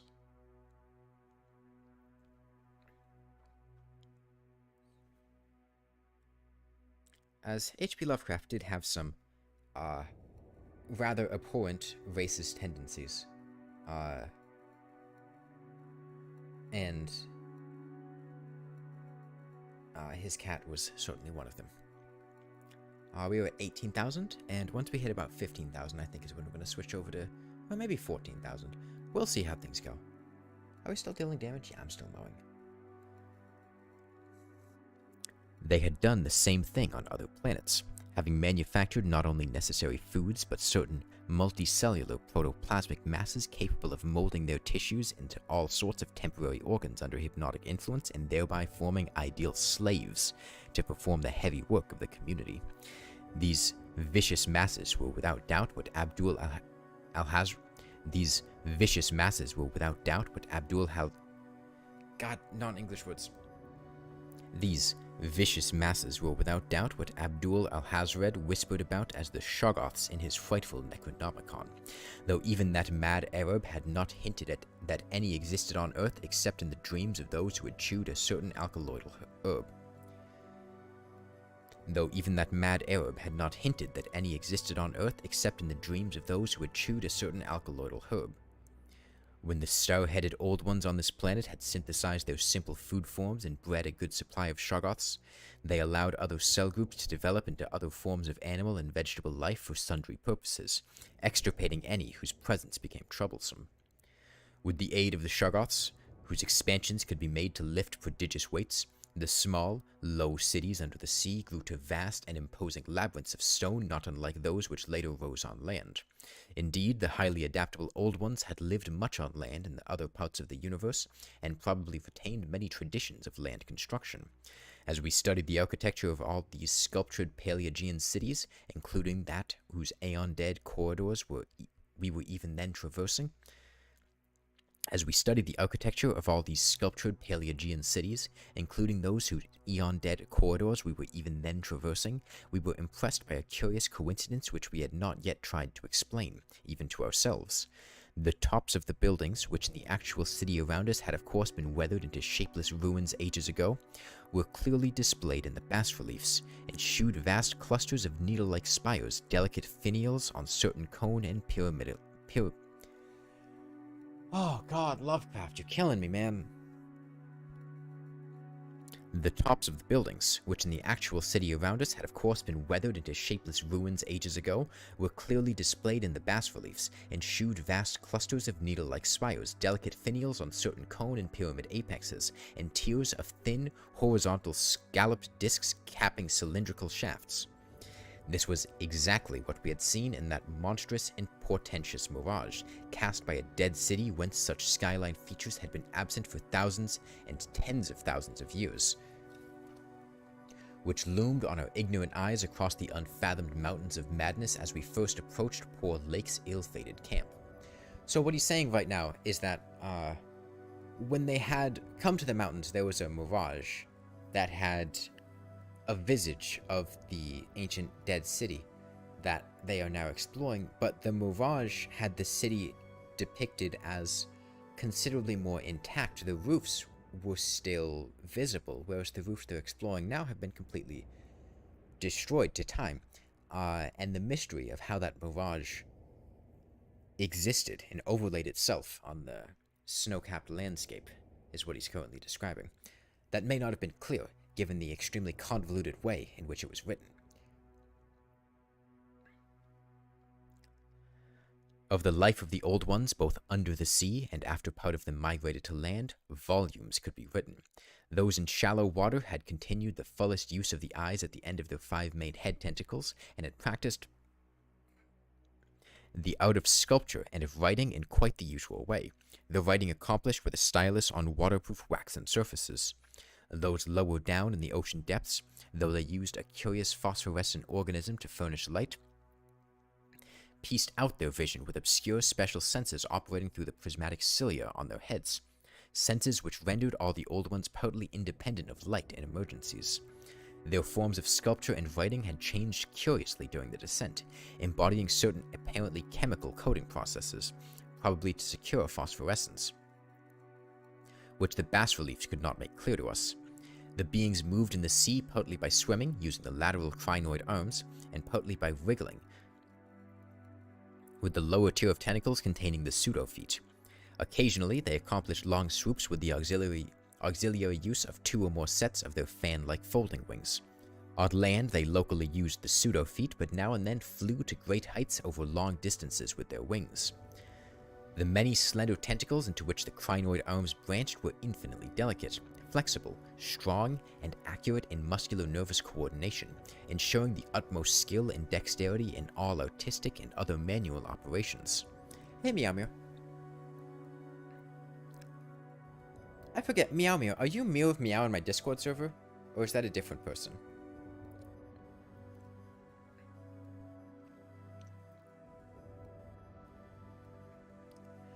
Hi, how are you doing health-wise? 17,182. Okay. Also, if you missed it, I would highly recommend you check out yesterday's stream. It was about 23 minutes long. I don't really know how to explain it, but I would recommend that stream. The toughness of the things was almost incredible. Even the terrific The toughness of the things was almost incredible. Even the terrific pressures of the deepest sea bottoms appeared powerless to harm them. I'm a sea bottom. Very few seemed to die at all except by violence, and their burial places were very limited. The fact that they covered their vertically inhumed dead with 5-pointed inscribed mounds set up thoughts in Danforth and I, which we made a fresh pause and... Why is this sentence so long? Use commas. I don't know how to inflect on these if you don't use punctuation. Like, this entire sentence, no punctuation. The fact that they covered their vertically inhumed dead with 5-pointed inscribed mounds set up thoughts in Danforth and me, which made a fresh pause and recuperation necessary after the sculptures revealed it. That is really difficult to inflect properly without punctuation to guide you. The fact that they covered their vertically inhumed dead with 5-pointed inscribed mounds set up thoughts in Danforth and me, which made a fresh pause and recuperation necessary after the sculptures revealed it. The beings multiplied by means of spores, like vegetable pteridophytes as Lake had suspected, but owing to their prodigious toughness and longevity, and consequent lack of replacement needs, they did not encourage the large-scale development of new protothalli, except when they had new regions to colonize. The young matured swiftly, and received an education evidently beyond any standard we can imagine. The prevailing intellectual and aesthetic life was highly evolved, and produced a tenaciously enduring set of customs and institutions which I shall describe more fully in my coming monograph. These varied slightly according to sea or land residents, but had the same foundations and essentials. Though able, like vegetables, to derive nourishment from inorganic substances, they vastly preferred organic and especially animal food. They ate uncooked marine life under the sea, but cooked their viands on land. They hunted game and raised meat herds, slaughtering with sharp weapons whose odd marks on fossil bones. They hunted game and raised meat herds, slaughtering with sharp weapons whose odd marks on certain fossil bones our expedition had noted. They resisted all ordinary temperatures marvelously, and in their natural state could live on water down to freezing. When the great chill of the Pleistocene drew on, however, nearly 1,000,000 years ago, the land dwellers had to resort to special measures, including artificial heating, until at last the deadly cold appears to have driven them back into the sea. For their prehistoric flights through cosmic space, legend said,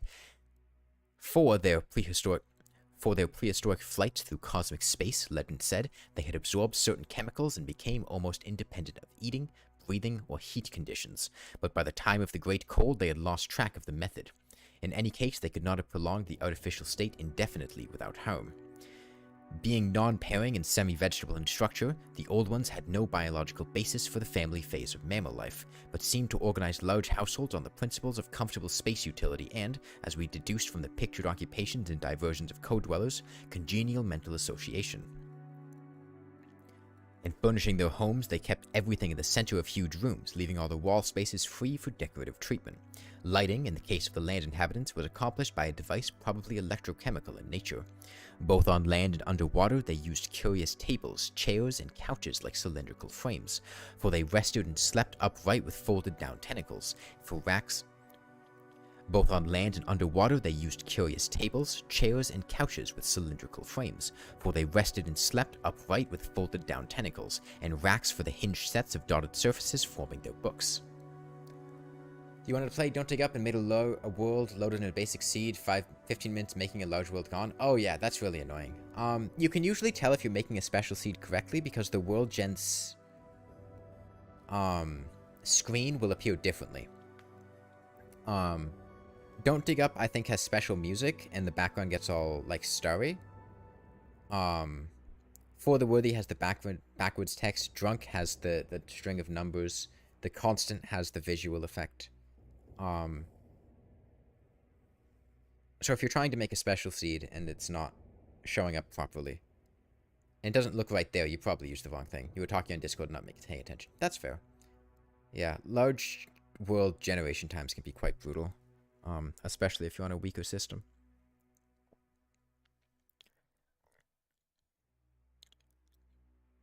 And racks for the hinged sets of dotted surfaces forming their books. Government was evidently complex and probably socialistic, though no certainties in this regard could be deduced from the sculptures we saw. There was extensive commerce, both local and between different cities, certain small, flat counters, 5-pointed and inscribed, serving as money. Probably the smaller of the various greenish soapstones found by our expedition were pieces of such currency. Though the culture was mainly urban, some agriculture and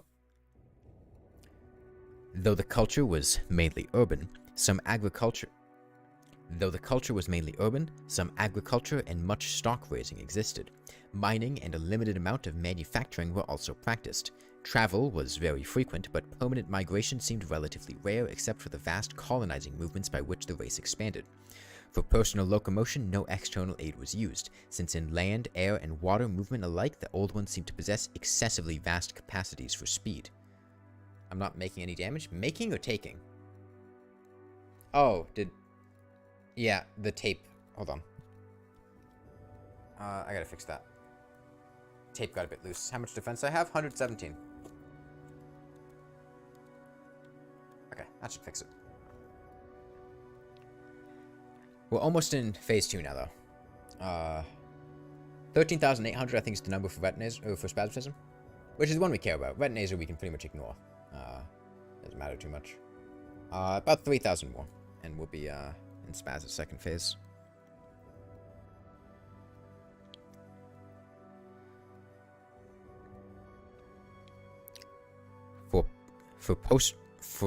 For personal locomotion, no external aid was used, since in land, air, and water movement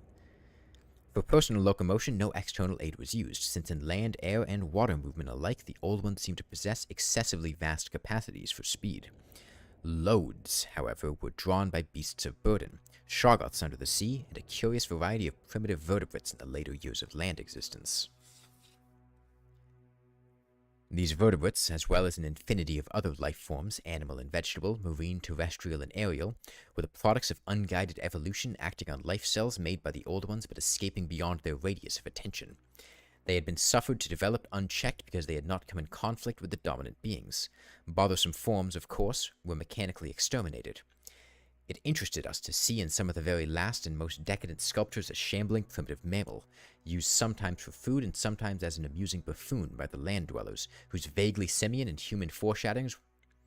It interested us to see in some of the very last and most decadent sculptures a shambling primitive mammal, used sometimes for food and sometimes as an amusing buffoon by the land dwellers, whose vaguely simian and human foreshadowings were unmistakable.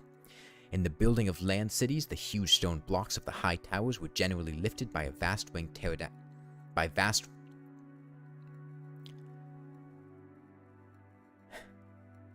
In the building of land cities, the huge stone blocks of the high towers were generally lifted by vast winged pterodactyls. Yeah, good reading comprehension. Oh, pronunciation. In the building of land cities, the huge stone blocks of the high towers were generally lifted by vast winged pterodactyls of a species heretofore unknown to paleontology. The persistence with which the Old Ones survived various geologic changes and convulsions of the Earth's crust was little short of miraculous. Though few or none of their first cities seem to have remained beyond the Archaean Age, there was no interruption of their civilization or in the transmission of their records. Their original place of advent to the planet was the Antarctic Ocean, and it is likely that they came not long after the matter forming the moon was wrenched from the Their original place of advent to the planet was the Antarctic Ocean, and it is likely that they came not long after the matter forming the moon was wrenched from the neighboring South Pacific. According to one of the sculptured maps, the whole globe was then underwater, with stone cities scattered farther and farther from the Antarctic as eons passed. Another map shews a vast bulk of dry land around the South Pole, where it is evident that some of the beings made experimental settlements through their mains.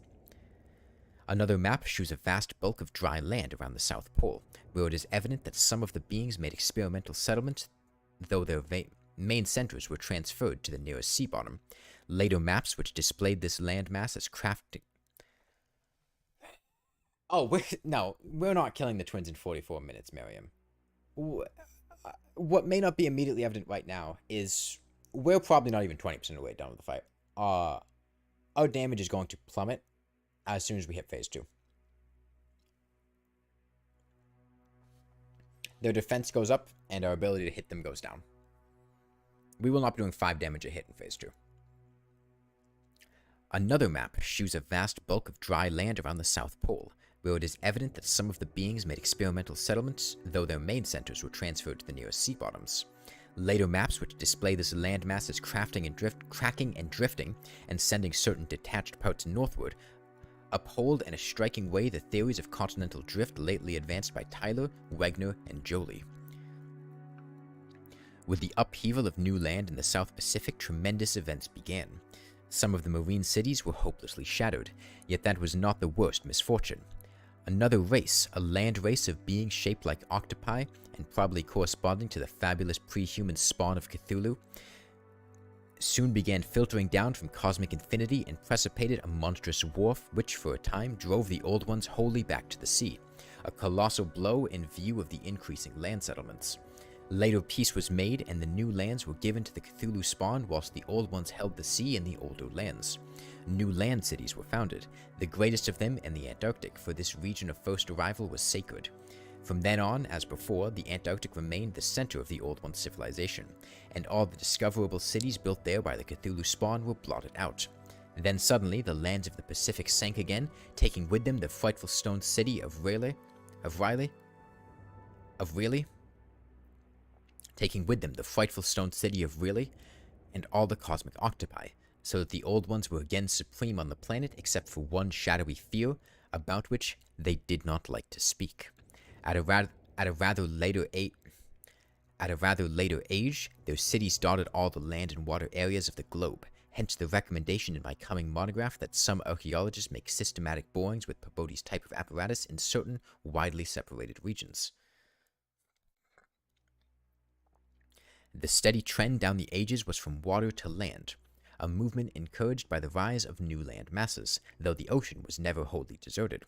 Another cause of the landward movement was the new difficulty in breeding and managing the shoggoths, upon which successful sea life depended.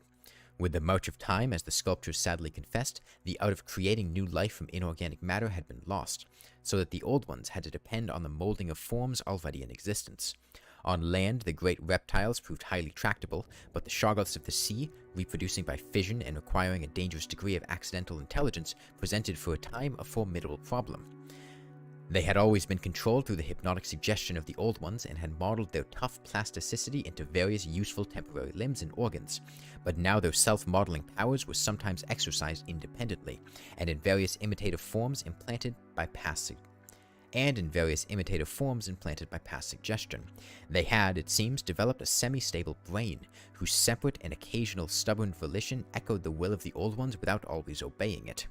Sculptured images of these shoggoths filled Danforth and I with horror and loathing. They were normally shapeless entities composed of a viscous jelly which looked like an agglutination of bubbles, and each averaged about 15 feet in diameter when a sphere. They had, however, a constantly shifting shape and volume, throwing out temporary developments or forming apparent organs of sight, hearing, and speech in imitation of their masters, either spontaneously or according to suggestion. They seem to have become peculiarly intractable toward the middle of the Permian Age, perhaps 150 million years ago, when a veritable war of resubjugation was waged upon them by the Marine Old Ones. Let me check Spasmatism's health. 15,317. Okay, we're gonna have to... We still have a little bit of time.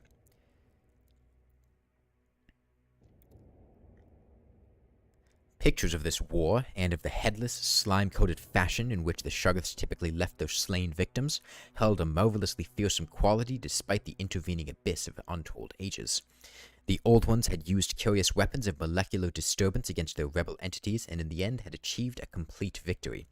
Thereafter, the sculptures shoot a period in which shoggoths were tamed and broken by armed Old Ones as the wild horses of the American West were tamed by cowboys. Though during the rebellion the shoggoths had shewn an ability to live out of water, this transition was not encouraged, since their usefulness on land would hardly have been commensurate with the trouble of their management. During the Jurassic Age, the Old Ones met fresh adversity in the form of a new invasion from outer space. This time by half-fungus, half-crustacean creatures from a planet identifiable as the remote and recently discovered Pluto. Creatures undoubtedly the same as the figuring... how's Spasmatism on health? 15,137, okay. This time by half-fungus, half-crustacean creatures from a planet identifiable as the remote and recently discovered Pluto. Creatures undoubtedly the same as those figuring in certain whispered hill legends of the north, and remembered in the Himalayas as the Migo, or abominable snowmen. To fight these beings, the Old Ones attempted for the first time since their terrene advent, to sally forth again into the planetary ether, but despite all traditional preparations found it no longer possible to leave the Earth's atmosphere. Whatever the old secret of interstellar travel had been, it was now definitely lost to the race. In the end, the Migo drove the Old Ones out of all the northern lands, though they were powerless to disturb those in the sea. Little by little, the slow retreat of the elder race to their original Antarctic habitat was beginning. It was curious to note from the pictured battles that both the Cthulhu spawn and the Migo seem to have been composed of matter more widely different from that which we know. It was curious to note from the pictured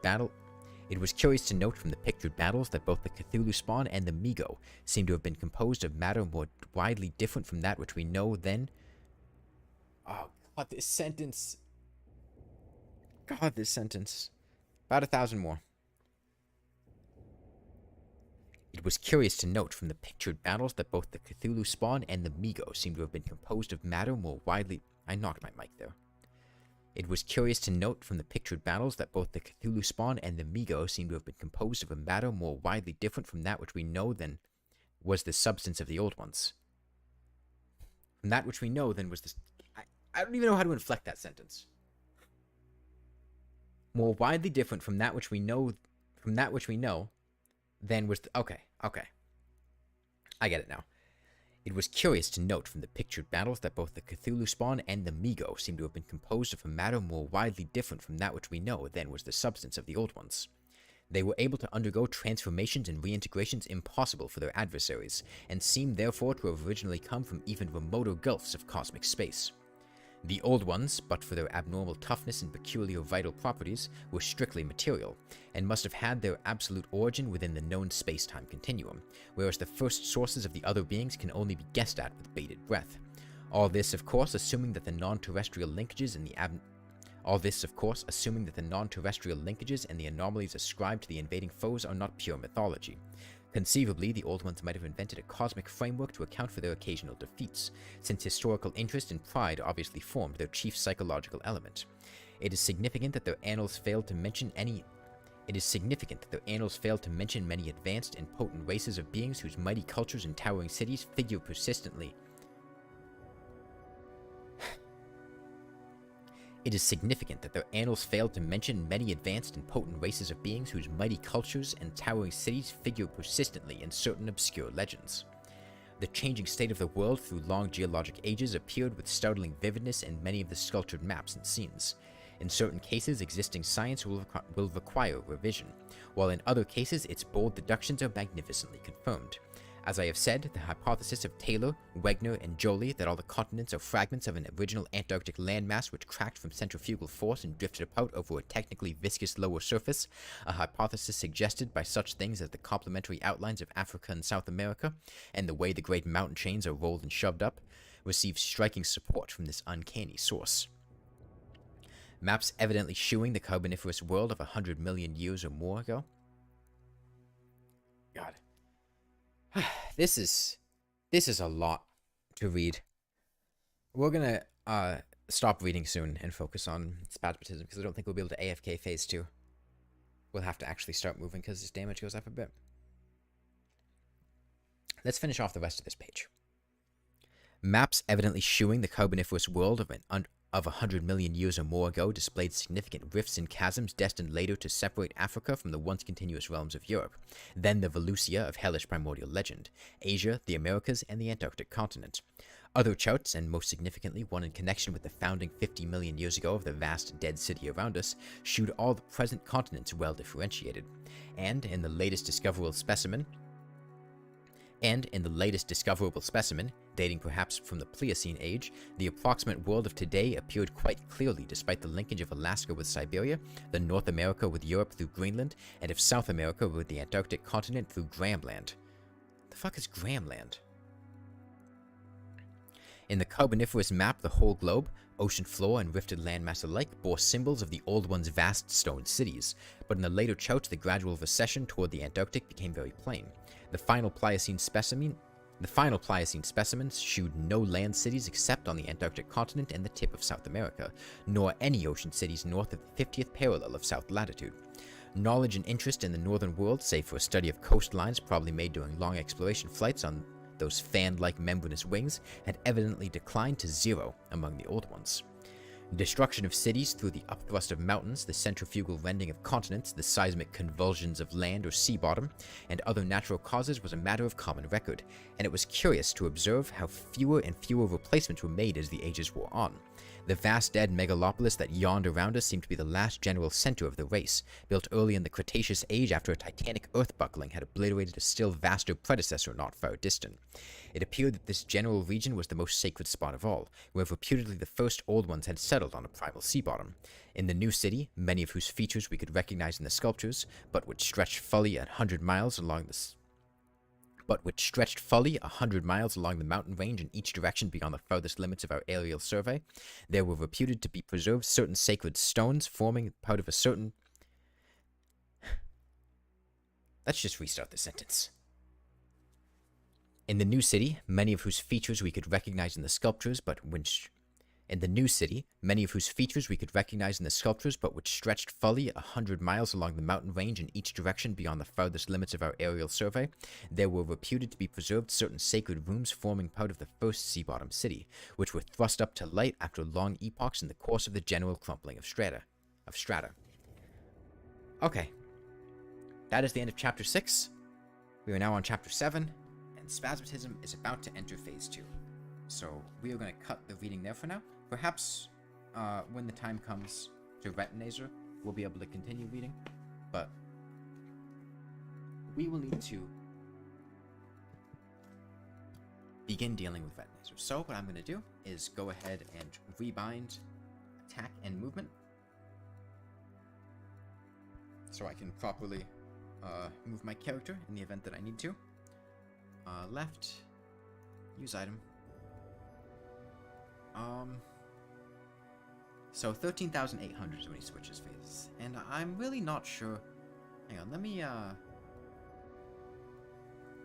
gonna rework this teleporter system. To have the more brief teleporty bits. Let me do you. Oh no, am I out of switches? Where are my switches?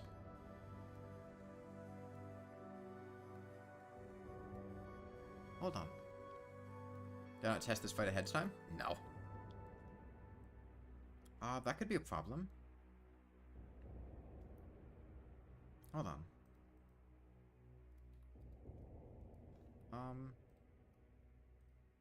Me. Mechanic in here. Do I have switches?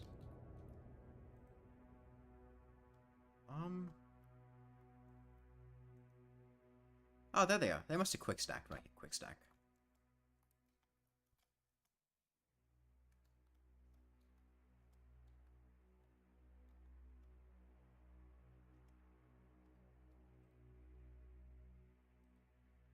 Okay. Hey, Ethan. Okay. Let's switch here. Let's switch here. Go green. Switch. Change this to go here.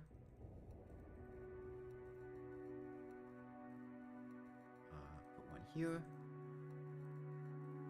Let's go with yellow.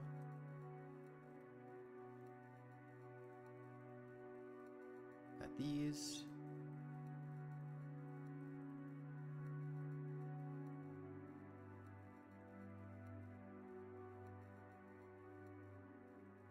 Go here.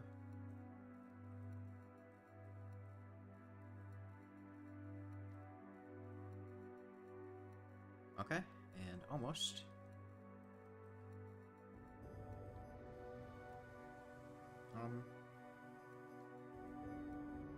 If I were to...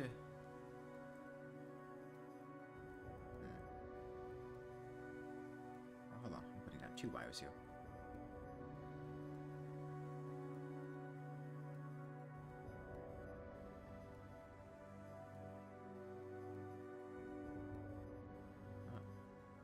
I'll stop with this one. Move, please. Stop dashing into me. I need to break this. What am I doing?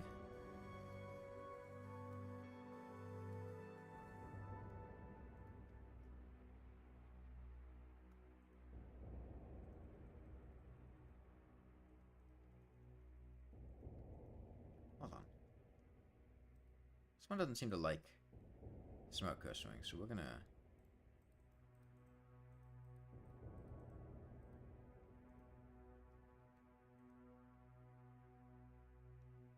Why? The campfire. The campfire. Okay, it wanted to smoke coaster the campfire. That was the issue. Let me put down another one to replace that.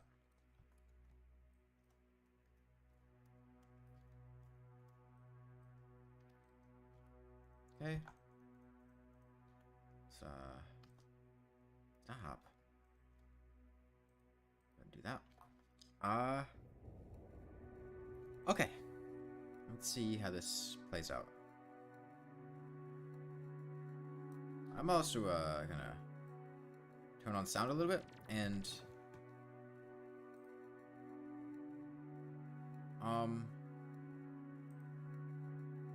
you know, we started it yesterday. I'll put on the Calamity soundtrack, see how well we can guess the things that are there.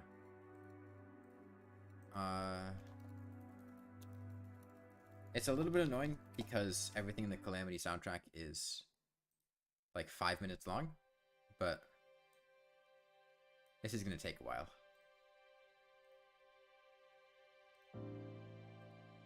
Let me know if the music is too loud or anything.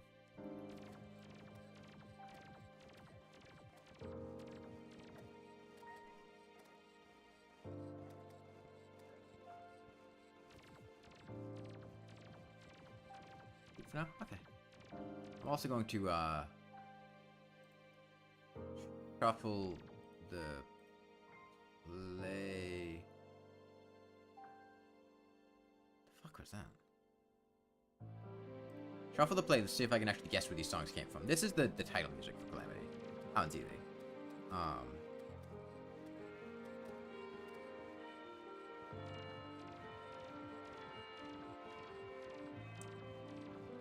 Okay, 67 damage, and then we swap in. Where's the Blood Moon? I used the Enchanted Sundial to skip the Blood Moon.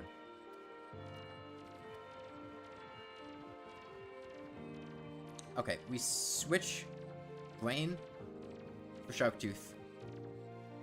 And then... Hold on, is this set up? Yeah, this is set up. Good.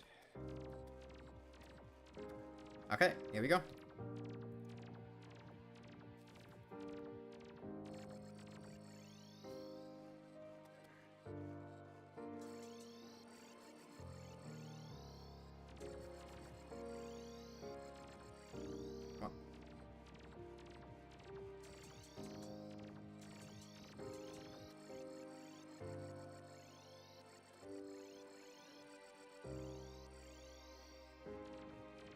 Okay, this works. This works.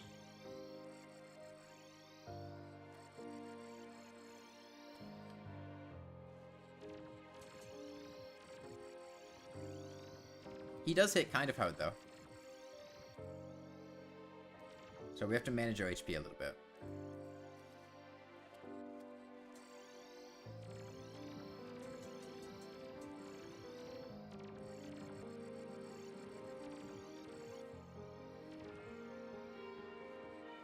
A few seconds into this is already annoying visually. Yeah, I mean, there's not really another way that I could do this that I can think of.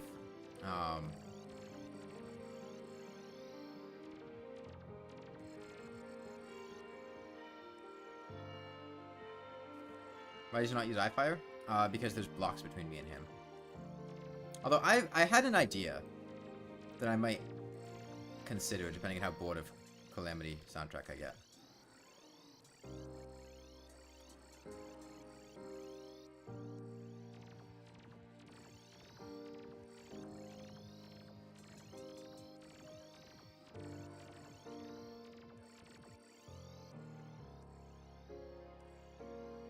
Yeah, I mean, no surprise the twins are really fucking annoying trying to hit.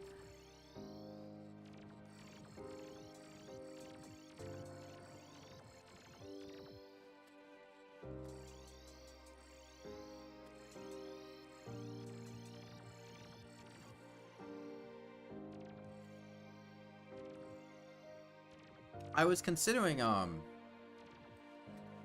just doing a watch party of some of my older videos. When the things on screen are just very boring.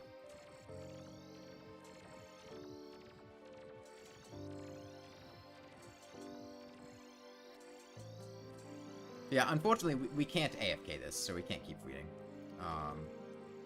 God, the Calamity soundtracks are so long on YouTube. That's why I didn't want to do this, is because it takes so long to move on to the next one. We're still listening to the menu music.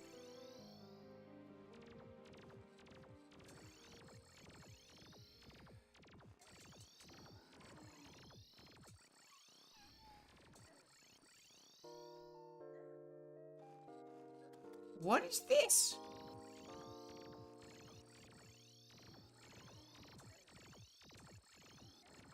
What Calamity soundtrack was that?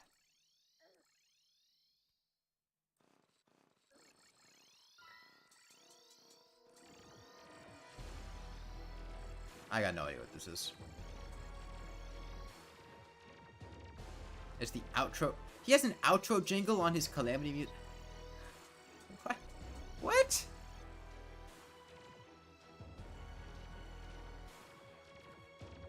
What? Why would you have a mega playlist of all of the soundtracks and then have it jingle so you...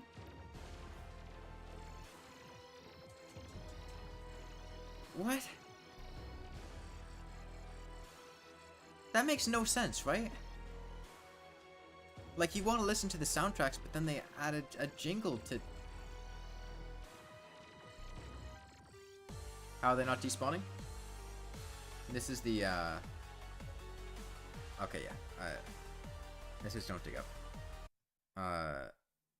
We're just gonna, like, watch some old videos. I don't know. Let me get these set up. My channel. Do we just start from the oldest?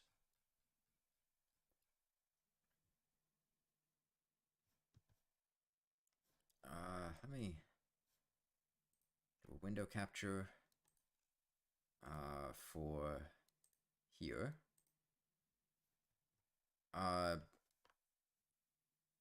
Maybe I'll make a playlist of, make sure I don't have any. I could just add to queue. Hold on, add to queue is a thing.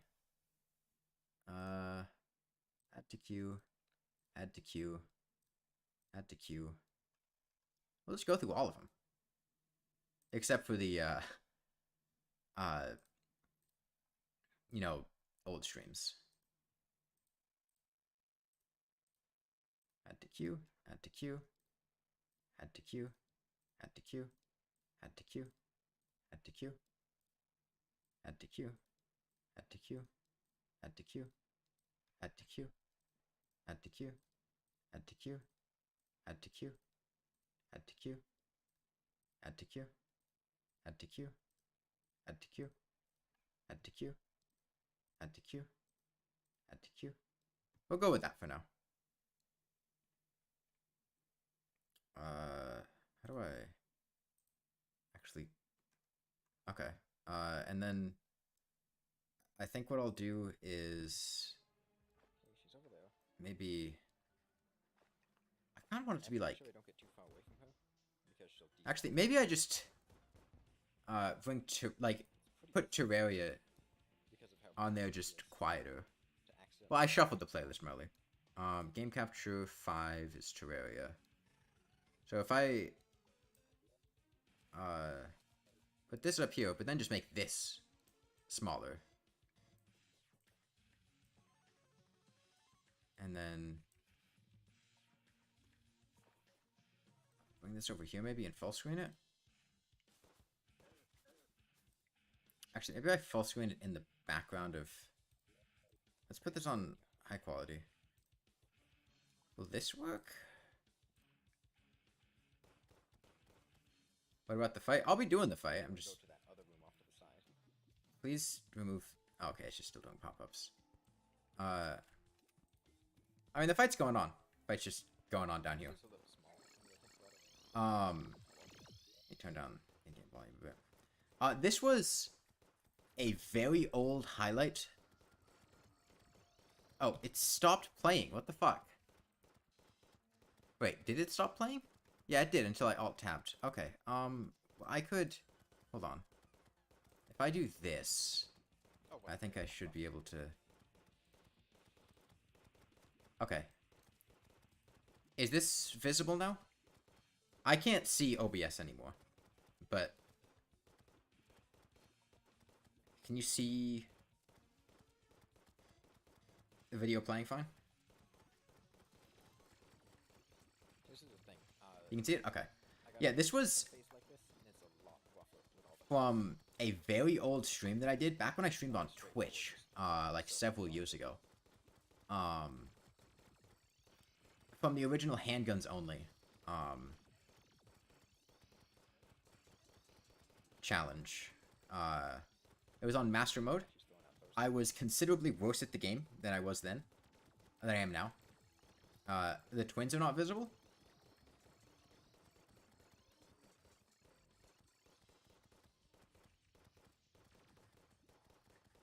Can you not see the Terraria capture? They're in the corner? Okay. I mean, like, there's nothing... There's not really very much to see. It's Handguns Only pretty much Phoenix Flash the whole game. So what Handguns Only was, it was Crimson World, start with Undertaker. I also did this on Master Mode. Start with Undertaker. Use Undertaker until Phoenix Blaster. And then once you get Phoenix Blaster, you use that until Venus Magnum. And then it's Venus Magnum the rest of the game. She's almost in her second phase. Okay.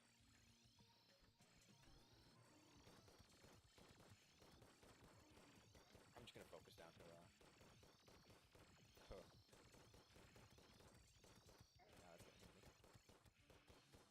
The lack of walk. What's going on? We're in a boring part of the Twins fight, so we'll be watching old videos of mine. How's the video audio, by the way? I expect her to follow me Should I adjust that? aggressively than that. But she's like stopping for a sec.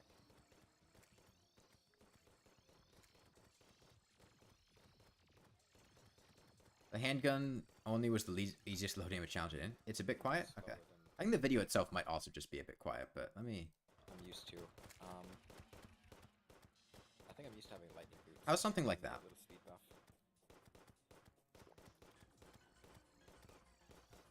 I can turn it up more if necessary. Oh, there's a mud block there. Shit. That's good? Okay. Yeah, there was a mud block there. I got caught in a mud block.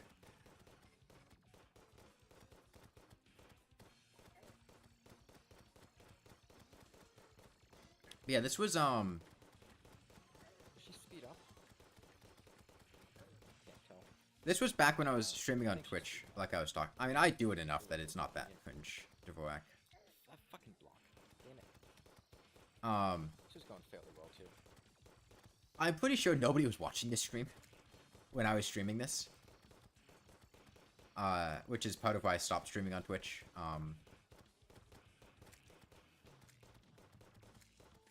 Several years ago. Like, I don't even think there was like a single person, not even like in chat, but just like watching period. All of the NPCs. Which, to be fair, it's not the best stream. I don't know if I would watch it, but...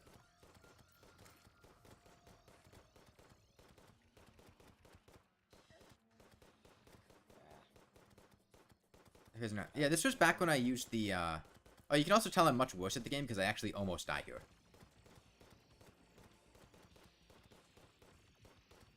With Dryad and Pirate? Did they... Oh, in the video, yeah. Oh, shit. That was... Ugh. God damn. Most people that usually watch your stream is your best friend and your dad. That was not an oh shit of, things went bad. That was an oh shit of, God, that was close. Venus Magnum? Yeah, I got the Venus Magnum first try, which is really important for handguns only. Oh god, that's loud. Oh god. Oh, this video is gonna make me cringe. I can already tell. This was, after I did Copper Short... Hold on. Is this going in order? Oh, I guess Copper Short's only Moonlord is like 4 hours long. This was when I killed the Dungeon Guardian with a Copper Short Sword, but this was also before I narrated my videos. Several of these early videos are going to have pop-up text, which I guess means I should probably move, Terraria up to this corner up here to not obscure the text. Actually, it doesn't fucking matter. Like, the twins do not matter. It is all very uneventful. So I'll just put that up there. Then a pop-up text, telling a story.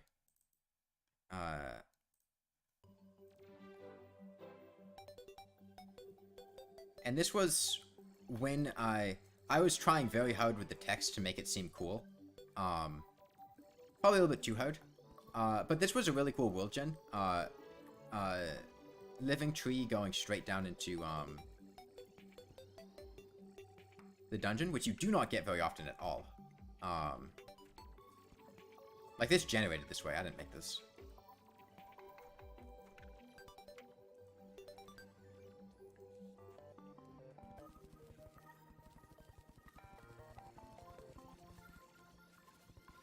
That can happen? It can. But yeah, I dug a way out. I was still using endgame gear at this point. I had a Celestial Starboard. Which is kind of the crux of this strategy. Why are 2 Terrarias open? We're watching an old video, Time Death. Or multiple old videos.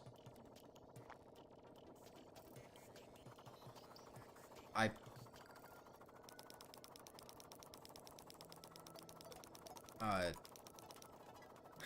just sped up the game audio. Okay. I still had music playing, so this music is getting sped up as well. It was just doing this for like an hour. Which is saying point blank with the Dungeon Guardian. And hitting him with a copper short sword. And that is it. Apparently this was impressive.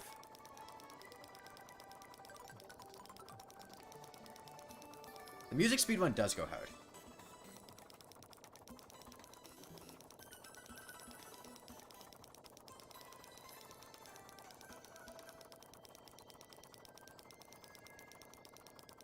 I'm really stretching my video editing abilities here with speeding up audio and putting down a text font that is not Arial.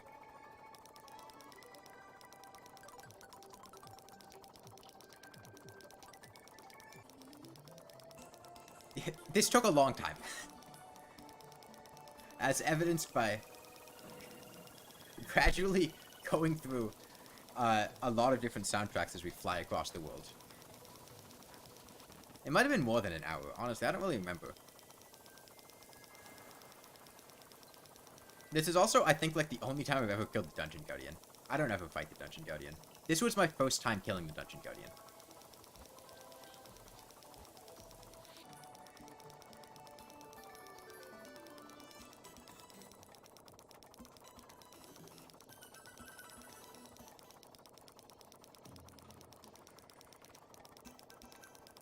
Okay, are we done yet? Are we done yet? How long did this fight go on for? It was a very lively jungle, yeah. Oh, we kill him? Oh no, he's still alive. That was scary. Why stream small? Because it's incredibly boring watching me teleport back and forth to fight Retinazer. It's also kind of headache-inducing watching the screen jump around so much. So we're watching old videos, and the twins are being fought in the background. I mean, there's really not very... I'm just teleporting back and forth and hitting Retinazer. Oh, we're back at normal speed now. When was this made? Oh, God. July 10th, 2020.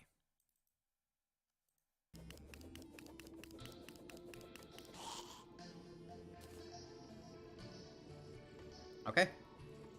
Dungeon Guardian down.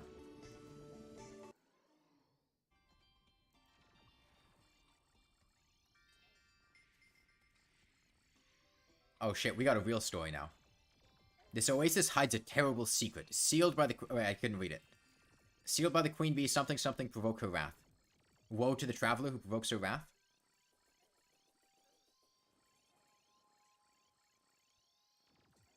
Holy shit, we got lore going. There's a house here. Abandoned house. Bed. Oh, we slept the night there. Okay. The traveler spent the night there. In the morning, the traveler sets out in search of the secret sealed by the Queen Bee. Oh, shit. Okay, he's got a copper short sword. He's fighting things. He finds a beehive. And just blows it up. Okay.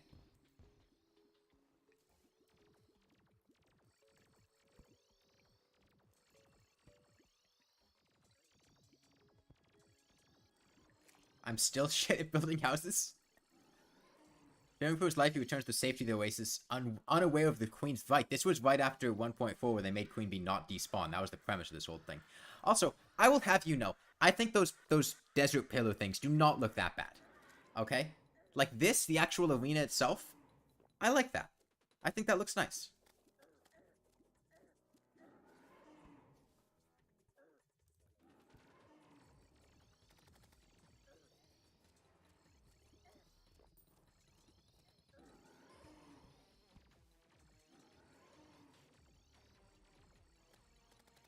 Nice. Where's that house? Don't worry about it. Yeah, this video, was me this is my first time fighting Enraged Queen Bee. And this was me gradually realizing, that it's just, like, not really plausible. I was also using a magma stone. But this is almost exciting because you can't see health. Oh, yeah. Oh my god, what is that noise?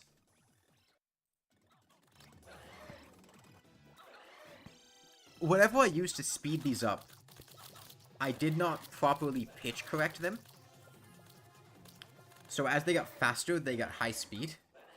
So there's just a really high pitched damage and queen bee noise. Hold on, do you want to see the health? I could move it around in OBS. Hold on. I could,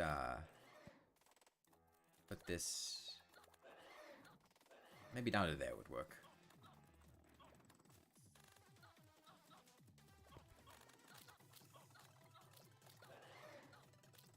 In your lore, Queen Bee is taking a nap, so breaking your larva interrupts her and tries to kill you for interrupting her nap.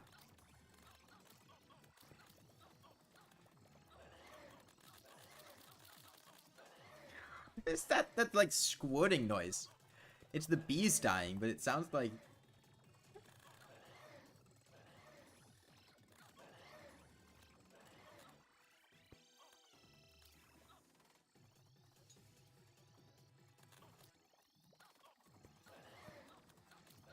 The bee noise. The bees dying. As the queen nears death, her attacks become very difficult to dodge. Pro tip, as the queen nears death, her attacks become very difficult to dodge. If you didn't know that, as the queen nears death, her attacks become very difficult to dodge.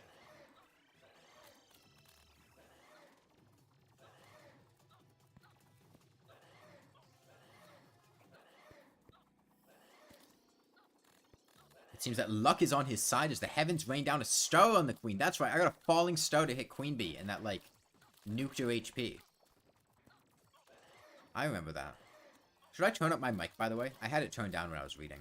Am I a bit quiet still? Or is my volume good?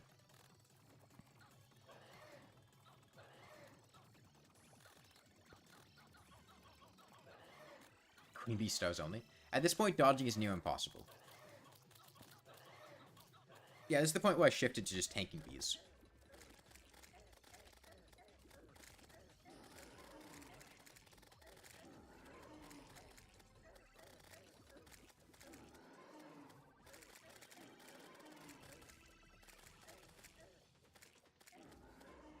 I'm good? Okay.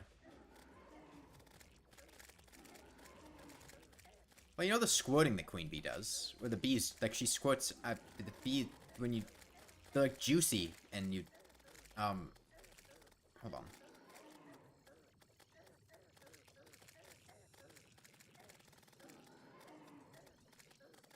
You know how juicy Queen Bee is? Okay, she's almost dead.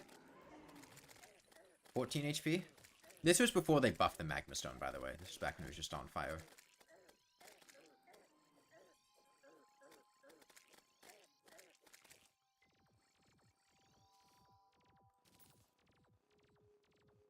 Okay, and then, guess what?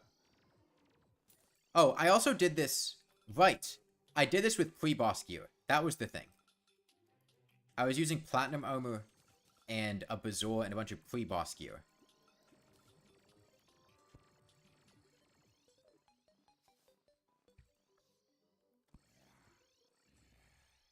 Later that night... Oh shit, the story continues.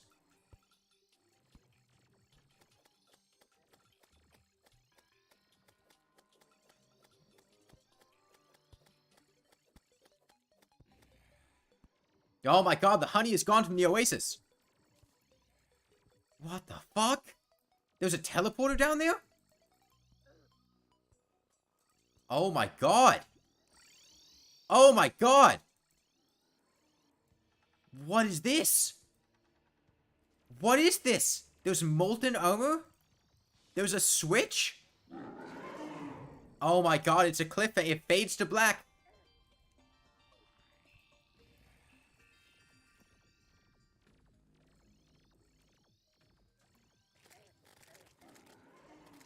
So, previously, we fought Queen Bee. We killed her. And then we uncovered her secret in the oasis. Her stash of treasure, but we flipped the switch. Previously on Dragon Ball Z. And now, the whole place is corrupted.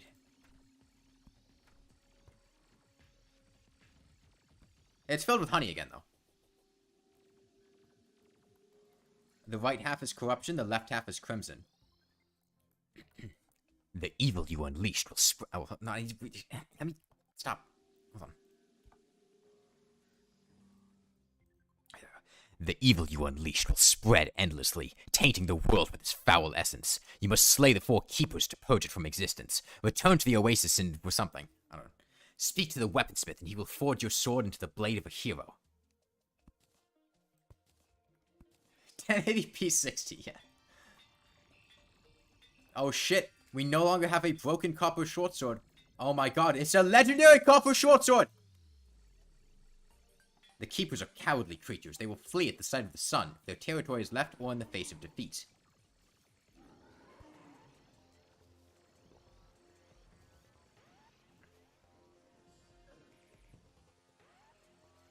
This is fighting the Brain of Cthulhu, King Slime, and the Eye of Cthulhu, and the Eater of Worlds at once. On Master with a copper short sword.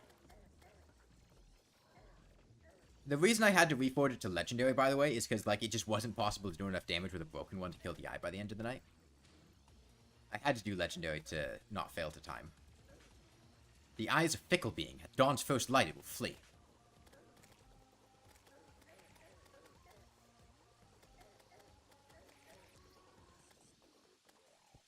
I remember the Brain being really annoying with this because broken armor would seriously disrupt my ability to kill things. The Eye would never be a fickle being. Oh shit, support from falling stars. Do I like speed this up at any point? Are we gonna like do this real time, the entire thing? I do really like the way this arena looks, I'm not gonna lie.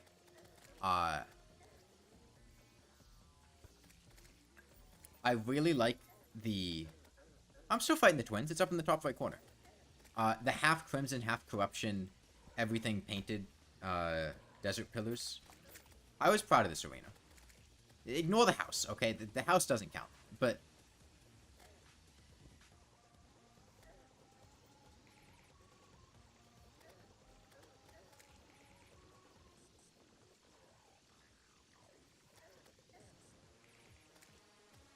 But no, because fighting the twins is in... The minions of the Brain pose a serious threat, they're capable of shattering our hero's armor, leaving them defenseless.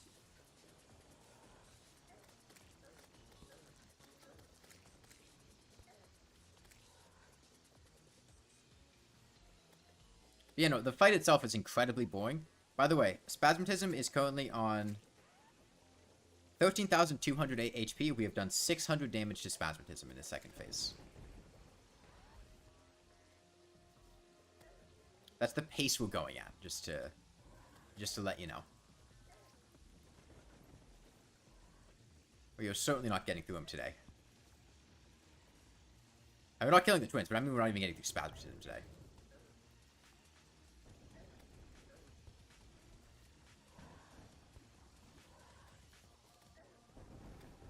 I remember being very excited to make these videos and having a blast making them. Between the storytelling component and the editing and just recording things, I had a really fun time making these. And I feel like you can tell that with how they're made.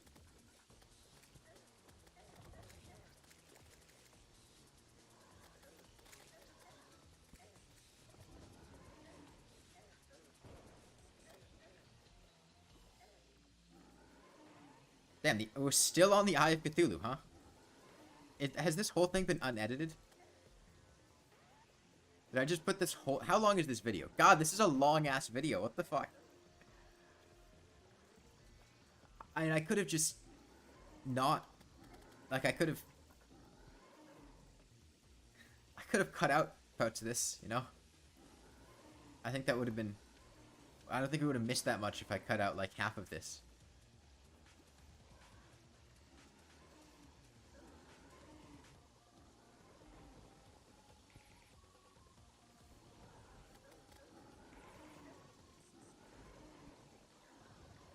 I put it on 2x speed? I could. Alright, we'll speed run this video. 30 minutes? What the fuck?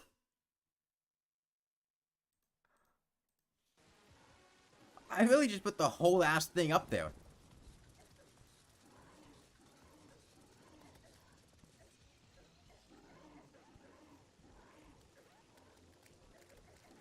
Yeah, we'll go on 2x speed. It's not even very interesting. I mean, I guess there's stuff going on, but, like...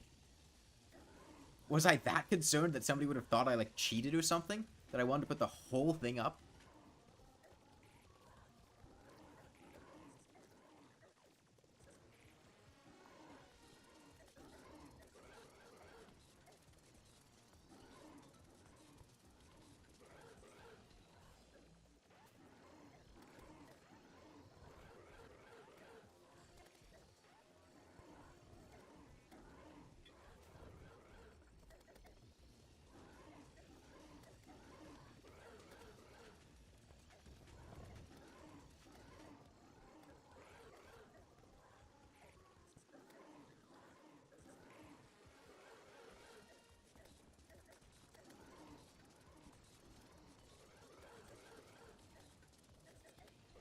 I still turned to 0.25 to make sure the guy didn't cheat. Yeah, let's watch this video for 2 fucking hours.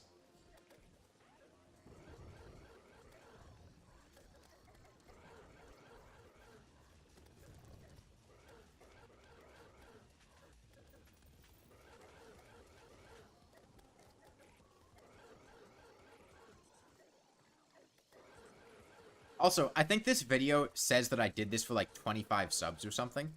I didn't. I lied. I just, after I reached 25 subs, decided to because I was going to make the video anyway. I just decided to retcon it and say it was 25 subs. That's been pretty much every sub reward, is I just lied and said that it was for that many subs when I was planning on doing it anyway. Like the Duke Fish Run with Paper Airplanes thing, that wasn't for 100 subs. I just did it. I was going to do it regardless, but then I reached 100 subs, so I was like, you know what, I'll say it was for 100 subs.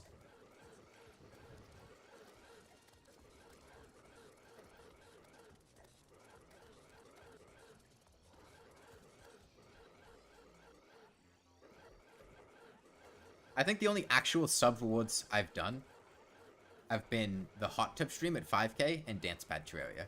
And the rest of it's just been things that I said that I just made up as sub rewards after I passed it. That I was going to do anyway. Okay, Spads is almost at 13k.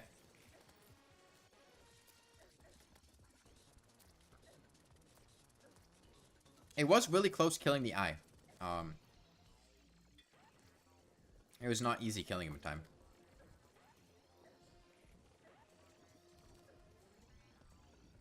The Traveler is very skilled, Charmeleon. And the Traveler has a very, very fleshed out, well-defined story. He traveled.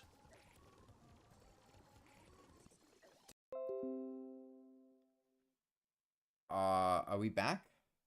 We're back. Okay. I just, like, lost internet for, like, 2 seconds there. That was weird. The stream didn't die, no. It just, like... Well, I guess it died for, like, 2 seconds. My internet flickered. That doesn't happen again. Oh, another thing that I love about this... These videos... He is using the treasures that he found. He's wearing the molten armor. And using the obsidian shield and the other stuff that he found. Along with potions. Do you see what's wrong with this video right now? I think Null pointed out before, but this is not at 1080p.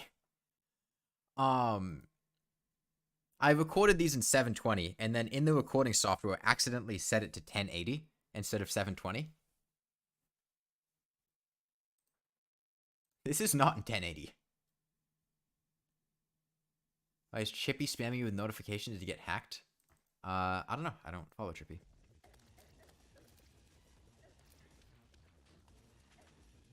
What was that 5 Pebbles stream? What do you mean? That's what happens in Rain World if you visit 5 Pebbles but you don't have the Milk of Communication. Are you not familiar with Rain World? I know a lot of people haven't, you know, played Rain World. It's a pretty tricky game. Yeah, 5 pebbles is an iterator.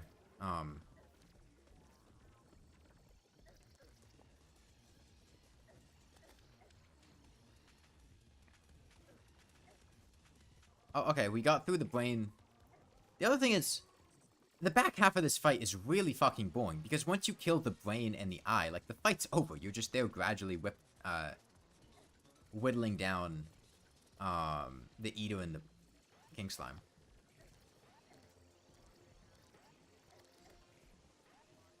Kind of game is it? It's an open-world 2D survival platformer. I would recommend, if you want to get a feel for what Rainworld's like, watch the last stream from yesterday. It's only about 23 minutes long. I feel like that gives you a really good feel for what Rainworld is.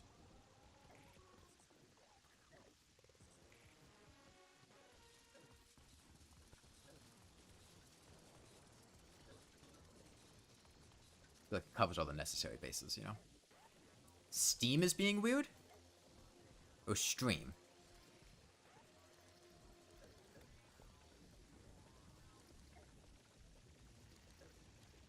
That stream was an acid trip.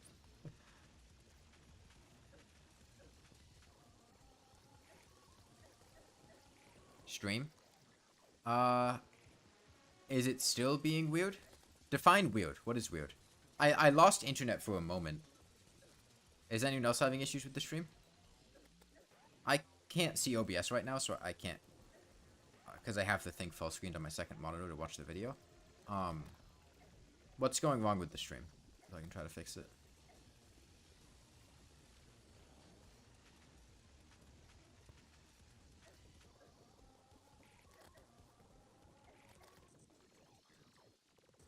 Yeah, the Brain of Cthulhu is still there. It loads for like a second and goes normal. Stream is fine. It might have just had to do some restarting because my internet had flickered for a moment. If the stream ends abruptly again, I'm gonna say I probably am just gonna have internet issues. I don't know if that was a one-time thing or if I'm gonna continue to have that issue. But if the stream stops for any reason, it would be because of an internet issue.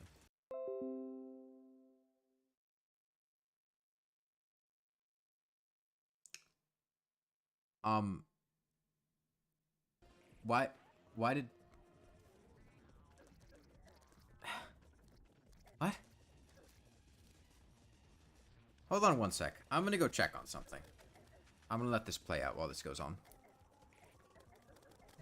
I have an idea of what it might be.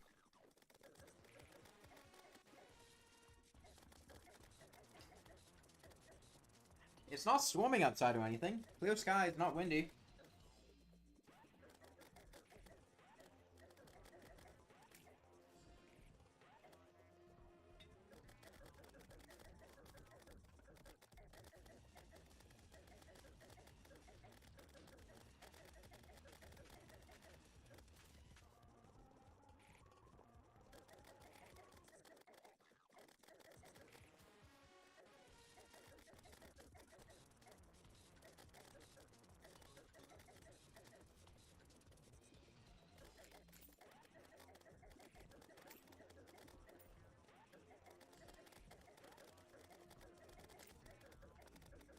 Well, I double-checked all my connections.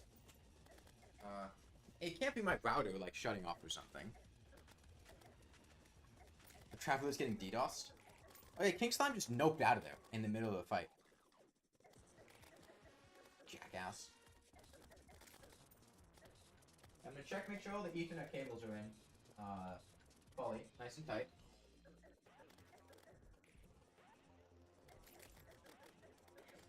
If they're in. In the face of imminent death, the King Slime... something. It was going by too fast, I couldn't read it. Hey, Epic Warbox. Also, if you're just coming here now, I'm fighting the twins in the top right-hand corner. But it is very slow, and we're doing other things for entertainment.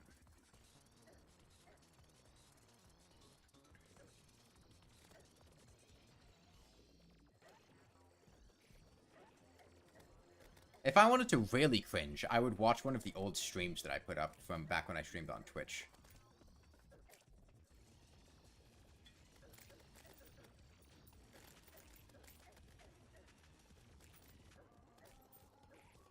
But those things are like hours long. So are we just gonna go back and fight King Slime after this? I think we're almost done with this video, hopefully. By abandoning his fellow keepers, the King Slime is condemned. God damn, the Traveler is cold as fuck. Condemning him to die alone, stuck under the pillars. Dude is hardcore.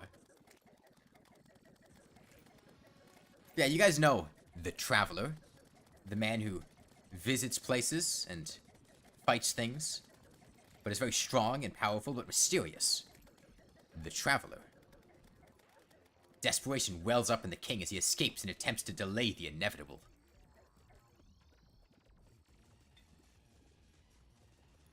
The Traveler builds really cool houses.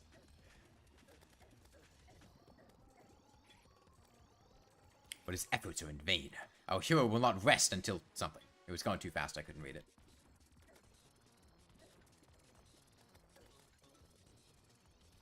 The only thing this Traveler sells is death. His currency is blood.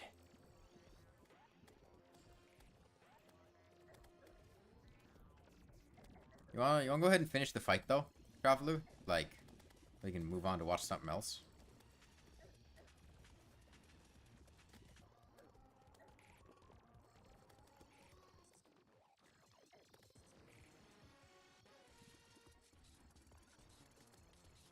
Okay, we've done 1,000 damage to Spasmatism. We basically need to do, since we've started Spasmatism phase 2, we need to do that 13 times. And if that King Slime stuck thing is possible in current version Terraria? I'm not sure. With the death of the final keeper, this sickness disappeared or something? In time, the injuries of the world will heal and this oasis will return to its pure state. Our Traveler can rest now, comforted in knowing that something. It's a 2x... Hold on, no, we need to slow it down. It's too fast, I can't read it.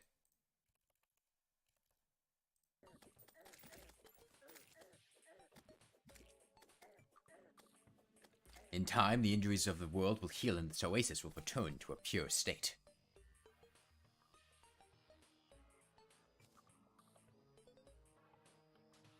The relic is not centered on the pillar, as I realized. Our Traveler can rest now, comforted in knowing that he has found the destination he so desperately searched for.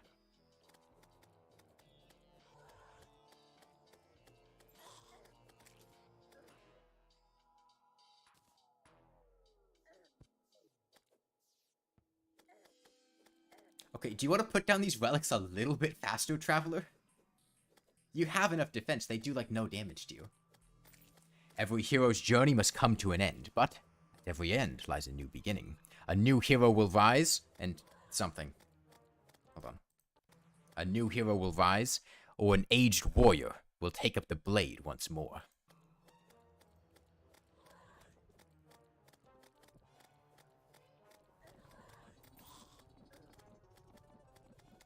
Okay, Traveler, could you put down the relics, please?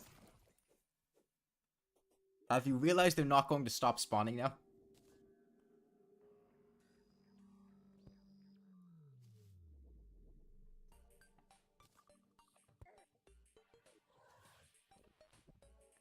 Editing? I guess I just gave up editing this one. Need to open my camera. Blindfold? Oh my fucking god. This fucking video. So I've done some blindfolded stuff in the past. This is when I killed the Moonlord on Master Mode, blindfolded. I did not have a blindfold, nor did I have a desk. I am laying down in bed with a hoodie put on backwards, pulled over my face. That is what is going on right now. And summon the Moonlord. Need to open my camera. There we go. And summon the Moonlord.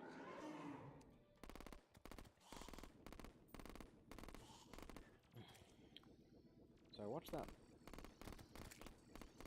I didn't live stream this. I'm talking to myself in a recording. And it seemed like I was But like the way I'm saying this makes it sound Looks like I've I'm been doing aiming it in a and stream. Flying too high.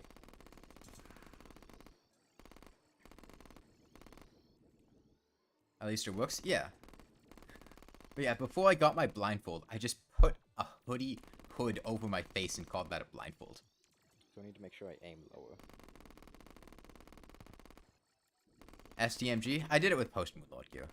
Okay, that's my buffs. These are. I look like I'm being held Mid-screen to the hostage. left, I do. I really do. like mid-screen, I think. This feels like This is where I want to be.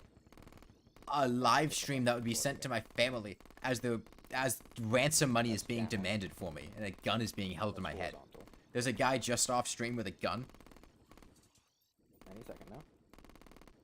Any second now he's gonna come on here, forced to play Terraria.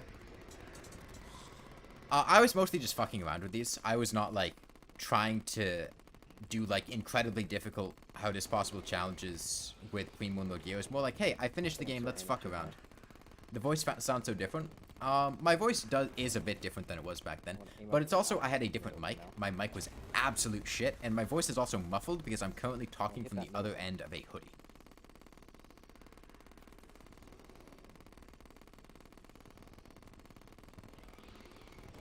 Yeah, I use the damage noises of the STMG with glorified bullets.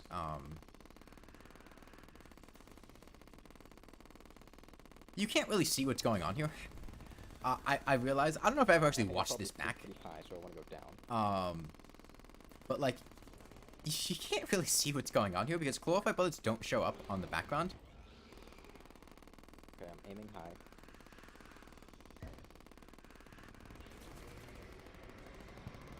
I think I did this on like the third attempt though. Shit. Trust me, the other blindfolded stuff is better quality than this one. This was the first thing I did blindfolded. Still aiming high. The blindfolded no-hit Empress of Light thing was kind of mid, but...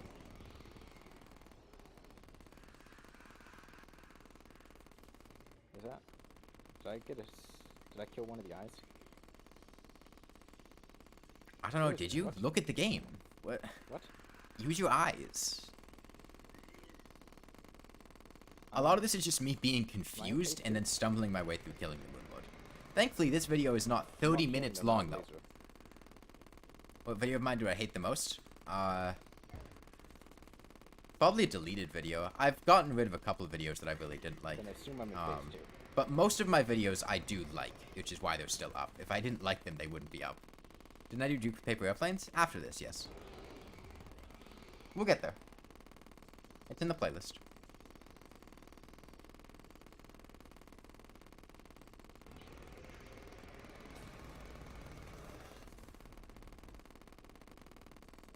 Maybe I'm not in phase 2. Maybe I've killed the ohms, but I haven't killed the main eye.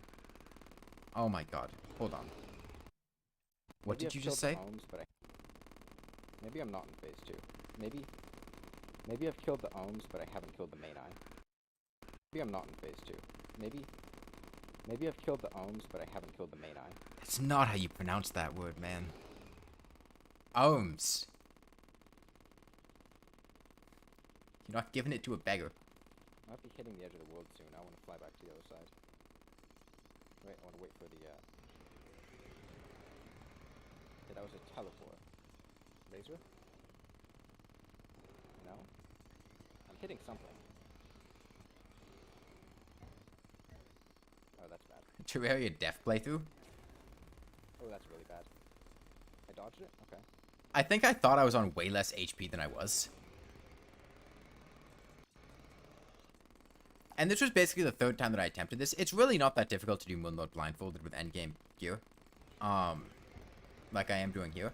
But I stopped trying to do Moonlord blindfolded because it was like physically painful having this hoodie over my face for like minutes at a time talking into it. And I was also like literally just laying down in bed. Like that's not a chair behind me, that's a pillow. I'm up against a wall.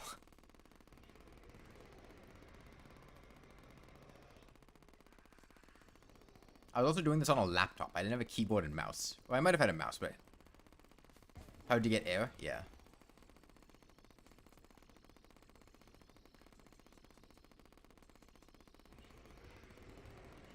I have to imagine I'm in phase 2, because I'm not hearing the laser.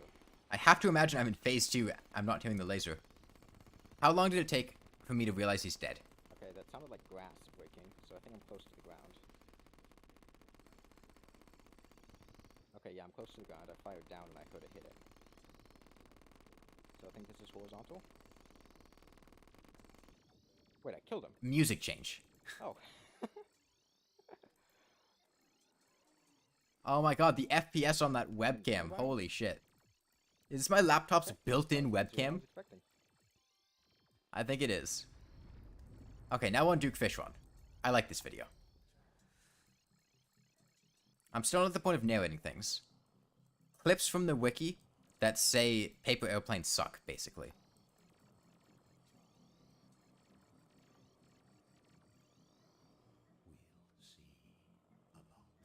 It took me a while to get the head hat to phase out with G-Man there. I've started using my royalty-free sound music. And actually editing things to the music.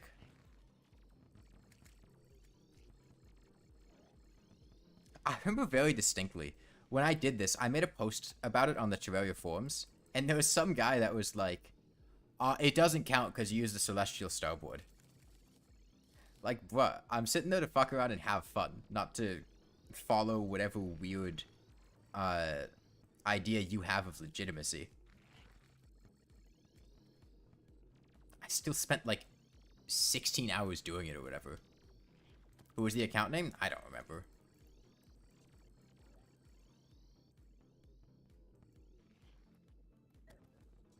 I don't know if they used the words "it doesn't count," but it was something to that effect, that sentiment. It was like, oh, it wasn't a real thing because you didn't do it with pre-Duke gear. Well, it wasn't a real challenge, it was easy.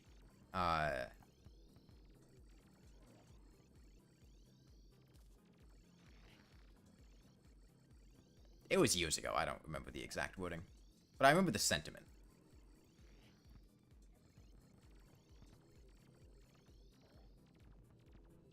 I remember that comment, Sharktails. That was a great comment. Did I just get back-to-back solo clips in Blood Moon? I think I did, yeah. I think I did. I forget if I edited it or if it actually happened, but I got a lot of eclipses and Blood Moons over the span of this fight. And this was before the sundial recharged. Yeah, as you do paper airplane, things accumulate on the ground. You have to go fly over and pick them up.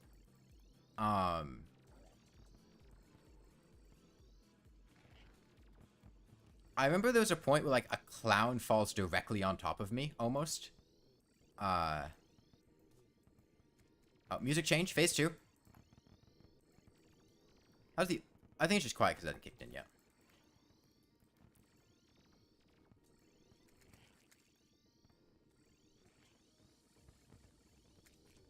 Actually, it might just be kind of quiet. Hold on.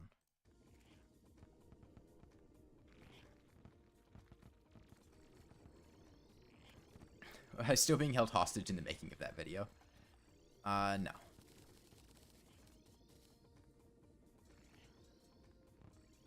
There's a point that I really like coming up. Where it cuts to the music as it kicks in, as it's like thunderstorming with a blood moon. I really like that cut in that point in the video.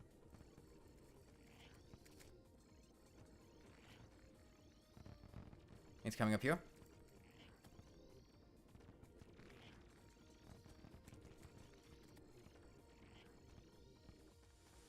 Yeah, this part. I like this part.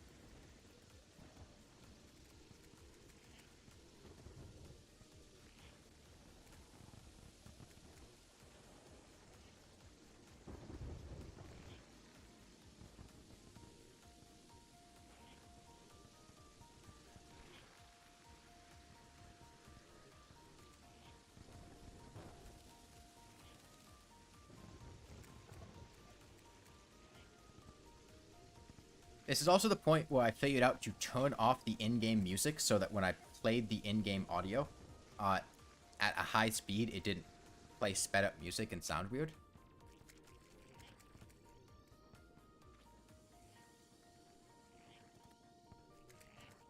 And also correctly pitched the higher speed noises, I think. Splatterhoon's at 12,405.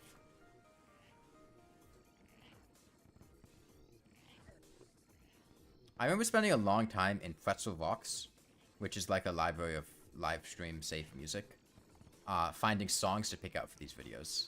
Like royalty-free stuff, basically.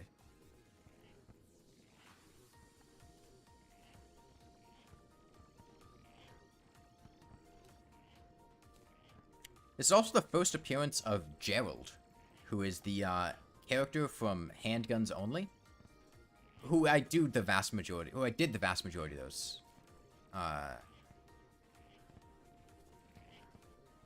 challenges on. I didn't pick good. I thought the music was nice.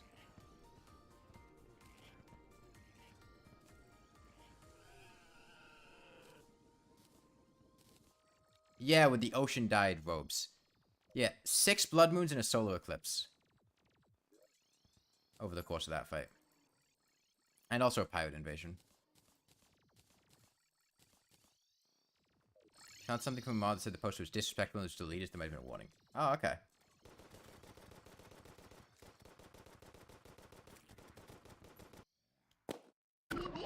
Yo, I love this video. I love this video.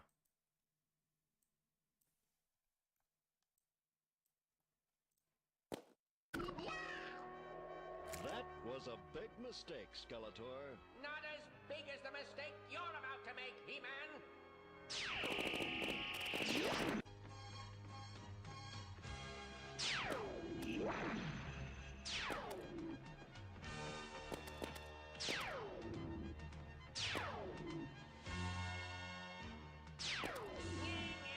fool, you can't reach me. I spent so much time making that. Also, this video as a whole, I fucking love this video. This is Master Mode Empress of Light with a flare gun. No hitting her. But that's not the only thing, because I also typed the entirety of Rap God into chat while doing this. While also not getting hit.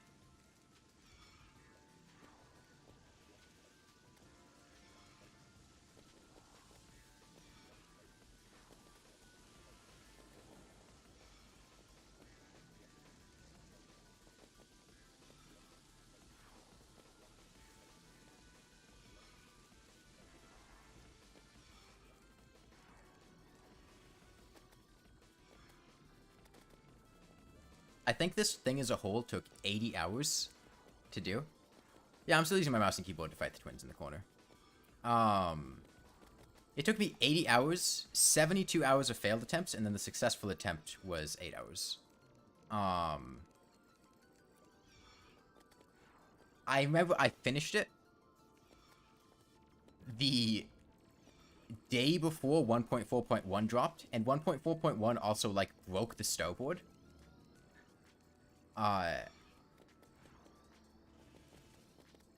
And it changed a couple other things, too.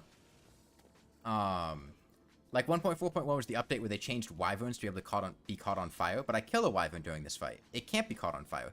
You'll notice that's one of the changes that the wiki doesn't log. Wyverns before 1.4.1 could not be caught on fire. After 1.4.1, they could be caught on fire.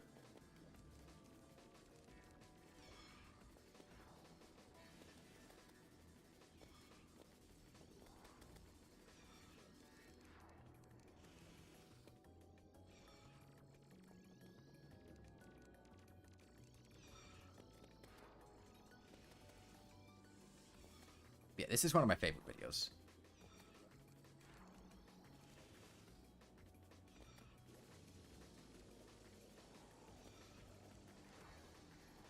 The amazing typing skills. God, I felt I like finished no hitting the Empress of Light probably 30 hours in. Like after about 30 hours, I think I had an attempt where I got her down to like 6,000 HP, and then a slime rain happened and hit me and caused the attempt to fail. But then I was like, you know, I've already like done this. How can I, you know, up the ante on this? How can I make it more difficult?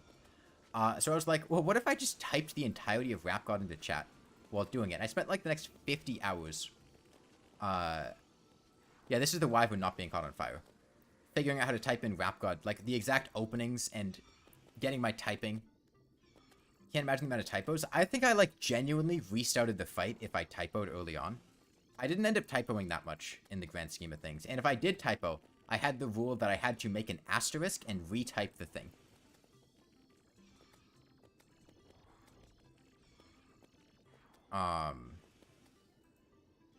But I usually, I think, just backspaced and rewrote it. My typing was on point during this.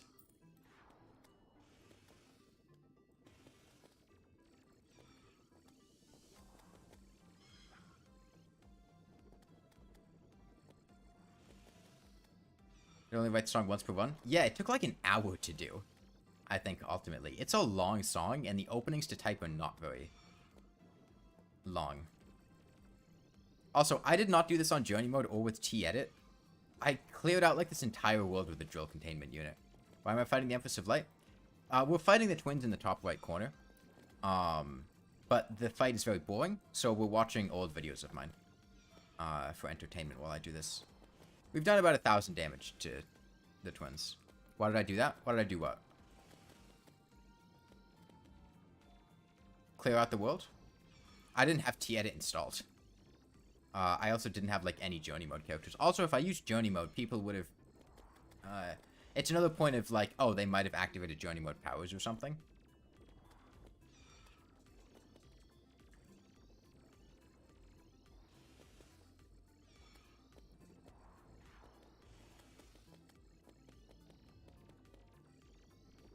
Am I in Master Mode? For the video, yes. For the twins, I'm in Expert Mode. Why does this keep happening? Why? Why does it keep happening? Oh yeah, I also get myself killed at the end. Which was, not intentional, but also serves to prove that I didn't have, like, God mode on. Yeah, these are all the flares. That was the 3 gold, 7 silver, 50 copper that I had for killing the wyvern. Oh, and then we have the outro. Hold on. I think I kill Moonlord? I have no idea.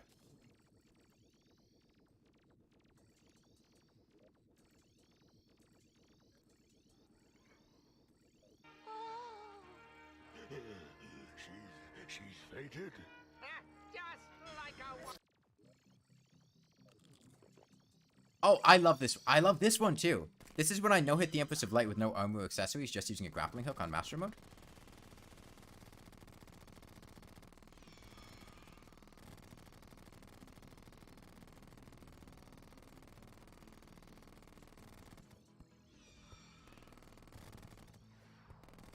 This is also... This was right after I got my new PC. Okay, I give up. I have no fucking idea. I think we're just gonna have to be done for the day. I don't know why it's happening, but with how frequently it's going on, I think I'm just gonna have to stop the stream there. Because if it keeps cutting out every couple minutes, I'll try it. I'll try it again, but if it happens again in the next couple minutes, I think that's gonna be it.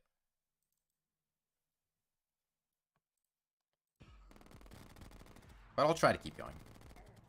But I'm not gonna give it another chance. If it happens again, that's just gonna be it.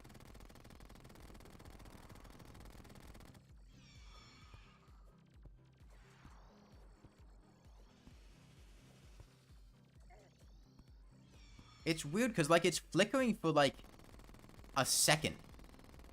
Took fall damage. Fall damage is not getting hit by a boss. Taking damage is not the same thing as getting hit. If that was the case, then I would be using Hollowed Armor or the Brain of Confusion or things like that to... Yeah, no, that's gonna be it. Hopefully it doesn't happen tomorrow. I don't know. I don't know. It's not on YouTube's end. It's definitely on my end, because, like, the video's pausing too. I'm completely losing internet. But it's not like my router's losing power or my power's flickering or something, because it would take a while to reboot it. The rest of the game's fine. I don't know if it's just my PC, or if I'll have to check my phone to see if it's losing power or losing internet as well, or if it's like maybe something wrong with a cable, a loose connection somewhere. But nah, that's gonna be it for today. I'll continue this tomorrow, and hopefully things are not doing this tomorrow. But yeah, we got through phase 1, and as of right now, let's get back here. Spasmatism is at 12,111, and Retinacer is at 17,805.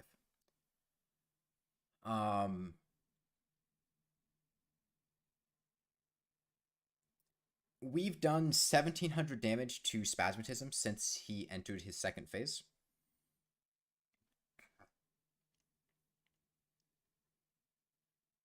Which means, what about 7 or 8 more of what we did here should be sufficient. It's because I'm loading an HD video and streaming at the same time.